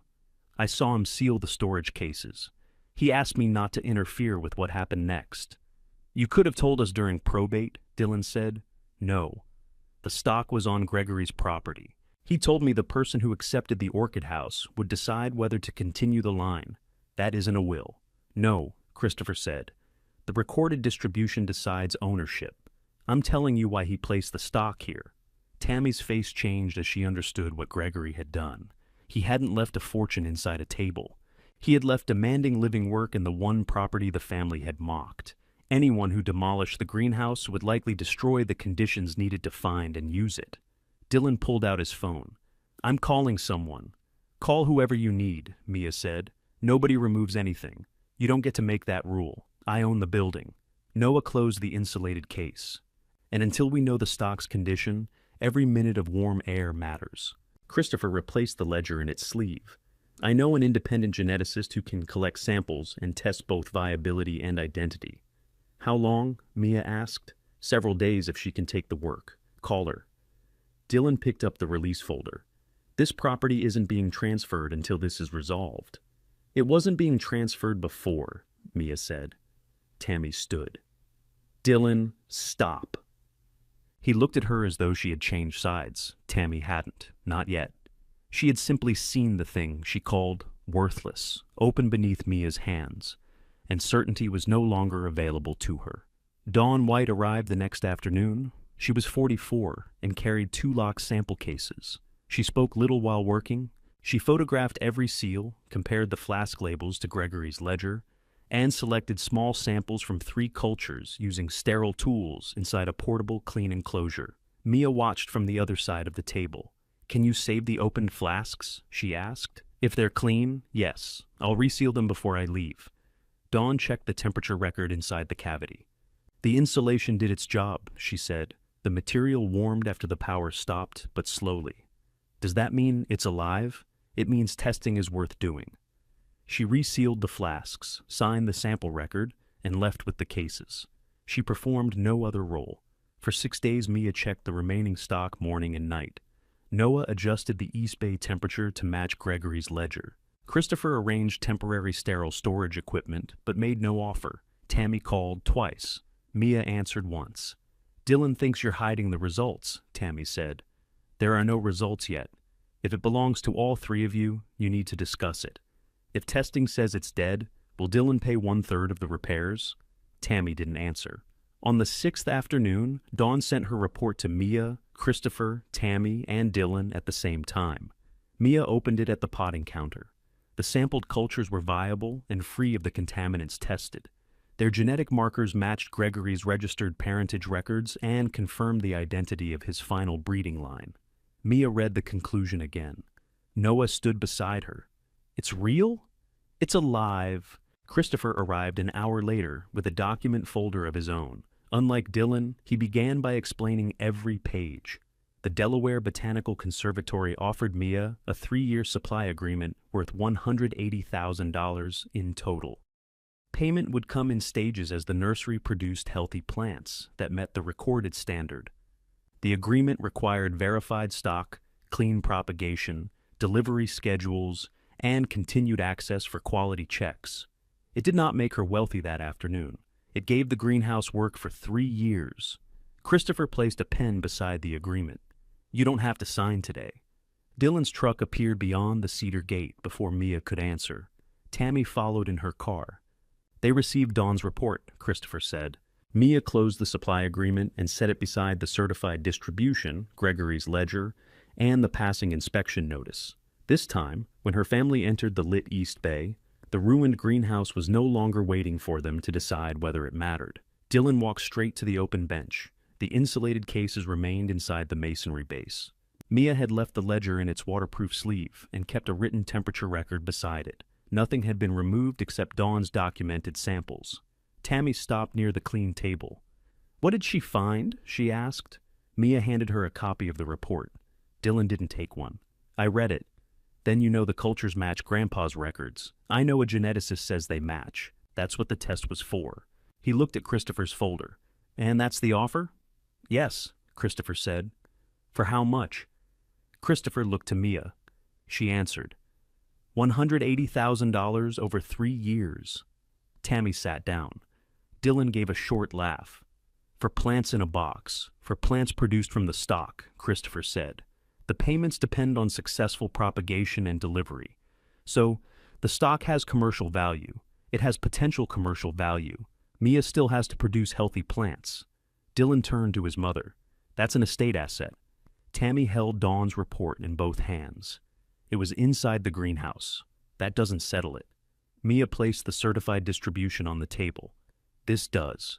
Dylan opened his own folder and pulled out a plain copy of the same pages. "I spoke to the attorney who handled probate," he said. "The distribution wasn't based on anyone knowing this existed. The distribution doesn't say it covers only things you knew about. It says contents. That means the ordinary contents of the building." Noah stood near the open cavity. "These were ordinary enough for Gregory to store in the building." "This is not your conversation," Dylan said. "No, but the condition of the stock is. Keep the lid open much longer, and we'll have to adjust the room temperature." Mia closed the insulated cases and lowered the metal lid without fastening the bench top. "Now it's our conversation," she said. She placed Gregory's ledger beside Dawn's report. "The stock was sealed here before Grandpa died. Christopher saw him do it. The dated ledger identifies it. Dawn's report confirms it. Those things prove what the contents are. The distribution says who received them." Dylan looked at Christopher. "You expect us to accept your word?" "No," Christopher said. "My account supports the dates in the ledger. It does not transfer ownership." "What exactly did my grandfather tell you?" Christopher folded his hands. "He asked me to witness him sealing the cases. He said he had placed the line where it could remain stable until the Orchid house had a keeper. That could mean all of us. He knew who was receiving the property?" "No. He sealed the stock before the final distribution." Dylan pointed at Mia. "Then he couldn't have intended her specifically." Christopher looked at the card Gregory had left in the ledger. He expected the person willing to accept and work on the greenhouse to find it. He didn't need to know that person's name when he sealed the cases. Tammy closed her eyes. She knew Gregory had expected the rest of them to reject the property. That was the part Dylan kept circling without saying. Her father had understood their choices before they made them. "This was a test," Dylan said. "No," Mia replied. "A test has rules people know about. This was work he wanted protected." "And you think that makes you special?" "No, it makes me responsible for it." He picked up the certified distribution. His finger moved down the recorded language. Orchid house, attached cottage, permanent fixtures, equipment, contents. Tammy held out her hand. "Let me see." Dylan gave her the page. She read it slowly. "If we claim the stock," she asked, "what happens to the greenhouse?" Dylan looked at her. "That's separate. How do you grow the plants without the greenhouse?" "They can be moved," Christopher answered. "Some can. Moving all the remaining flasks before establishing clean storage would add risk. Producing from them requires a suitable nursery. So, we'd take the part with value," Tammy said, "and leave Mia with the building and the repair bills." Dylan's face hardened. "We divide the value fairly." Tammy put the document down. "Did you offer to divide the demolition cost fairly?" "That isn't the same." "No," she said, "it isn't." The room went quiet except for the circulation pump. Tammy looked at Mia. "I'm withdrawing any claim I have to the stock." Dylan stared at her. "You can't withdraw mine." "I didn't say I could." Tammy's decision didn't restore anything between her and Mia. It did remove the support Dylan expected from her. He gathered his papers. "I'm not agreeing that she owns the breeding line. The conservatory agreement purchases plants produced from the living stock," Christopher said. It does not require you to agree. And if I challenge the distribution, you may seek your own advice, Christopher replied. The conservatory will not participate in a family dispute. Mia kept her voice level. You can challenge it if you believe you have a real claim. I won't give you stock, money, or part of the contract to keep you quiet. You're willing to drag this through court? No. Are you? Dylan looked at the evidence on the table. He had no separate document excluding the stock. He had no ownership in the property. He had refused the greenhouse when it was a burden and tried to sell it through Mia when it became useful to his deal. A challenge would cost money he didn't have. It would also force him to explain his commission and the promises he made to the developer. He put his copy of the release on the table. The sale is dead anyway, he said. It was dead when I declined it. You made sure of that? Yes. He slid the release into the folder. I'm done asking? Mia nodded. Good. He waited for her to soften it. She didn't. Dylan left without apologizing. His debt remained. His lost commission remained. Mia didn't feel pleased about either one. She only felt the space where his pressure had been. Tammy stayed near the table. I need to get something from the house, she said. What? Your grandfather's tools. Mia's shoulders tightened. They were in the garage before probate, Tammy continued. The small tools from the nursery, his grafting knives, meters, and hand sprayers. I moved them after he went into the hospital. They were greenhouse equipment. I know. Why didn't you bring them before? Tammy looked toward the gate where Dylan had left. Because I didn't want this place to become harder for you to leave. The admission was more useful than an excuse. Tammy picked up her handbag. I'll bring them tomorrow. Call before you come. Pain crossed her face, but she nodded. I will. After Tammy left, Christopher opened the supply agreement again. Mia read every page.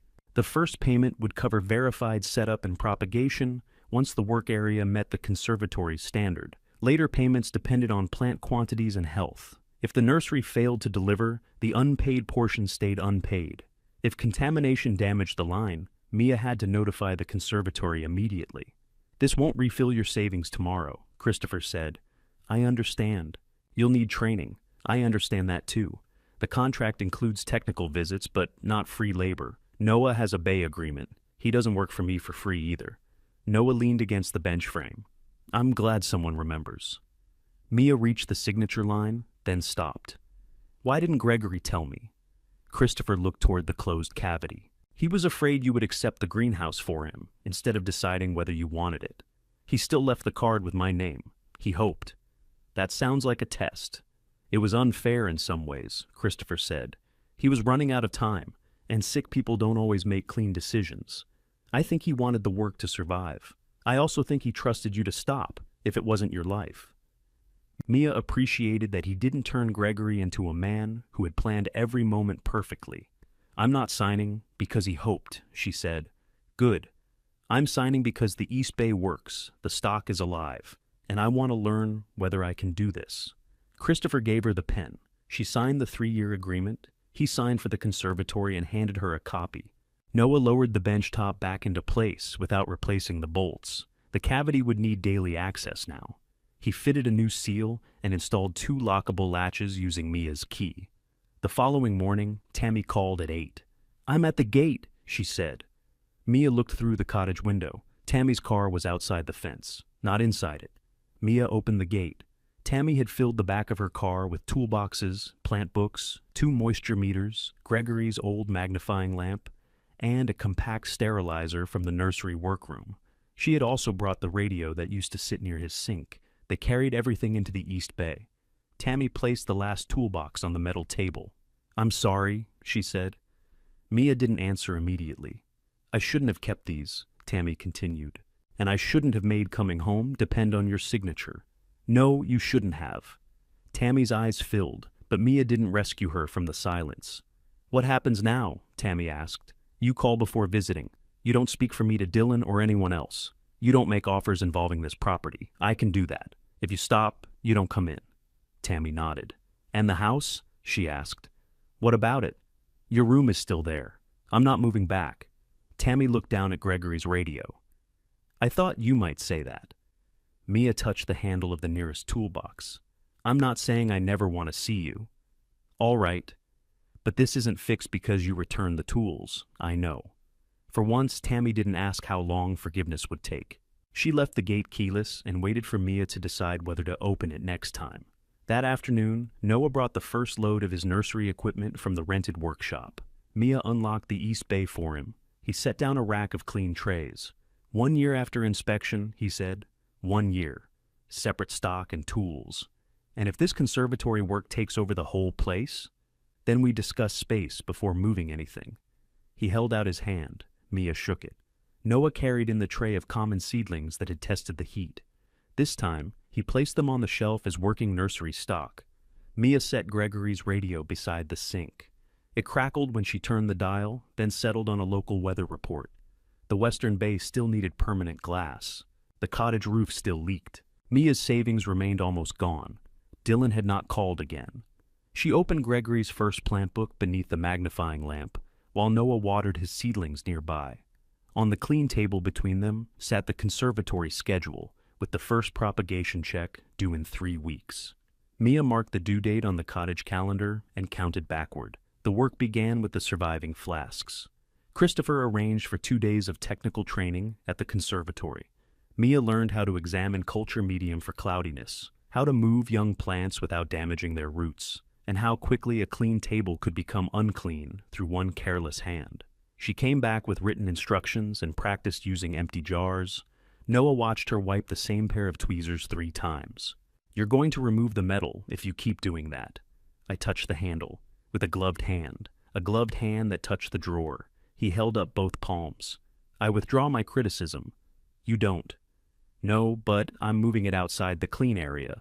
At the first propagation check, Christopher inspected the east bay, the water records, and every temperature chart. He found one missing evening entry. I was at the restaurant, Mia said. Then someone else needs to record it. Noah looked up from his own bench. I was here. Christopher handed him the clipboard. The omission didn't fail the check. It did change their routine. Mia took mornings. Noah recorded late afternoons. A small wireless monitor handled the hours when neither was present, but they still checked it against a separate thermometer each day. The first group of cultures moved from storage into controlled light. Some failed within the week. Their leaves yellowed, and 2 flasks developed contamination despite careful handling. Mia wanted to keep them longer. Christopher shook his head. Protect the healthy stock. She sealed the failed flasks for disposal and entered each loss in Gregory's ledger beside her own initials. The remaining cultures responded. New roots pressed against the glass. Fresh green leaves opened above the growing medium. The conservatory approved the first setup payment. Mia didn't use it to replace her savings. She paid for permanent glazing on the western bay, materials for the cottage roof, and a reserve for heat through winter.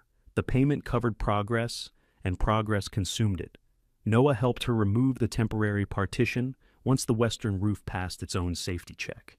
They carried the panels outside together. Without them, the greenhouse became one long room again. The west side still held empty benches and patched brick, but no part of it was closed. Noah rolled a rack toward the center. Where do you want this? Your bay. I need more light in winter. We agreed on the east bay. I'm still in the east bay. The wheels are touching the center aisle. He looked down. One wheel had crossed the white line Mia painted after their agreement. That paint is aggressive, he said. The paint isn't moving your rack. He pushed it back. The boundary became important 2 weeks later, when Noah found mites on a tray he had brought from his old workshop. The infestation was small. He could have treated the tray in place and hoped nothing spread.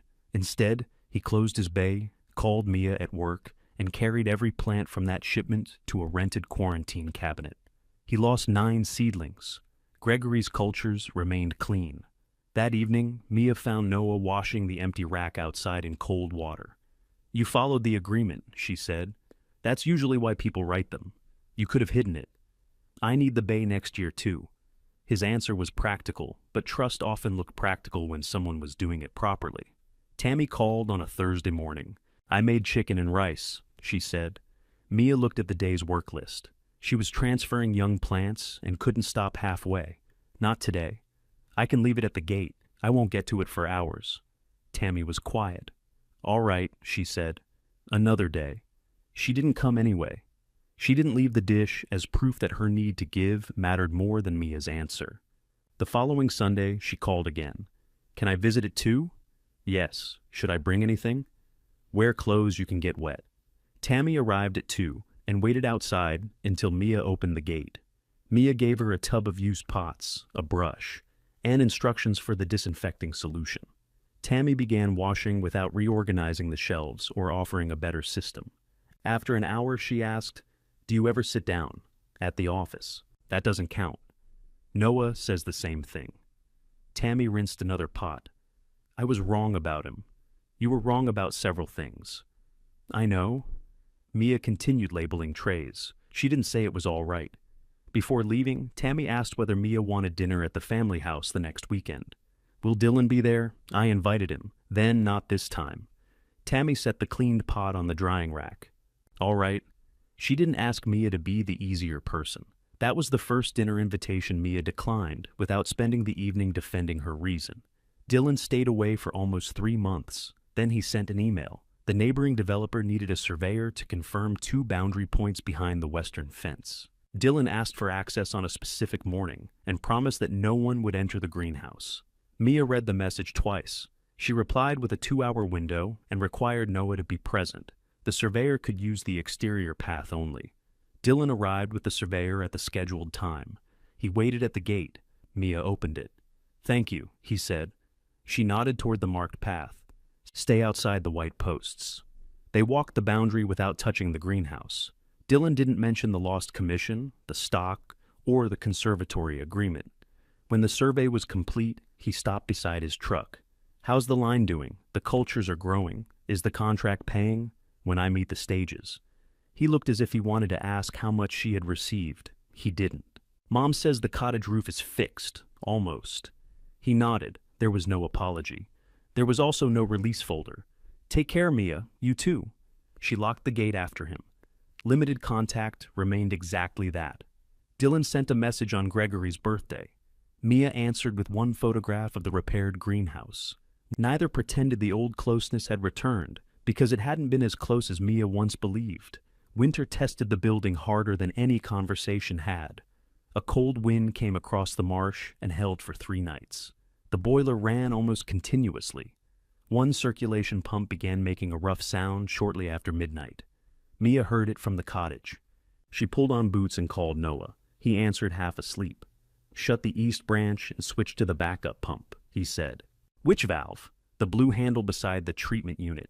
"There are 2 blue handles, the one Gregory labeled Margaret." Mia found a faded M on the pipe and laughed despite the cold. She closed the valve, switched the pump, and watched the pressure gauge settle. Noah arrived 20 minutes later with a replacement bearing. The temperature in the culture area fell less than 1 degree.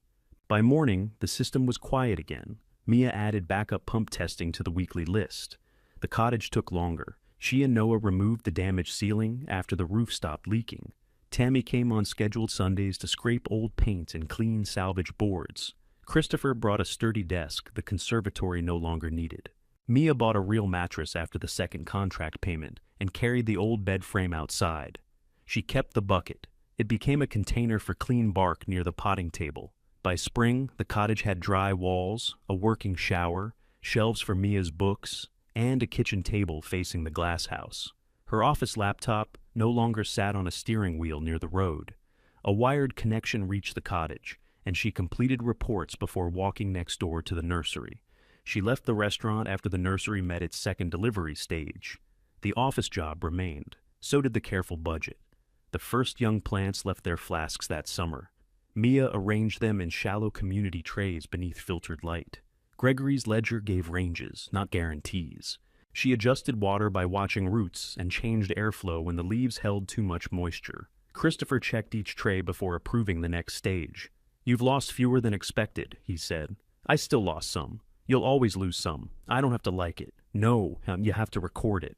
The first delivery to the conservatory happened months later. Mia packed the plants herself. Noah checked the van temperature. Christopher signed for every tray at the greenhouse instead of asking her to bring them to his office. The payment covered operating costs, new propagation lights, and a modest amount toward the savings Mia had emptied at the beginning. It did not erase the year of work behind it. After the van left, Mia and Noah stood in the open space where the trays had been. "We need another rack," Noah said. "We need to clean the floor. We can need two things. Clean first." He went for the mop. The White Orchid house began welcoming growers by appointment. Mia kept visits small. Adults learning home propagation came on Saturday mornings. Local nursery owners stopped for healthy young stock. Christopher held one conservatory training session in the West Bay. Beneath the roof, everyone once expected to fall. Tammy attended the opening day only after asking. She brought no food and made no speech. She stood beside the cottage door and handed visitors clean pots when Mia needed them. Dylan arrived near the end. He stayed outside until Mia saw him. "I called Mom," he said. "She said it was all right. She can't give permission." His face tightened, then relaxed. "May I come in?" Mia opened the gate wider. He walked through the nursery without offering advice. Before leaving, he placed Gregory's old pocket knife on the potting counter.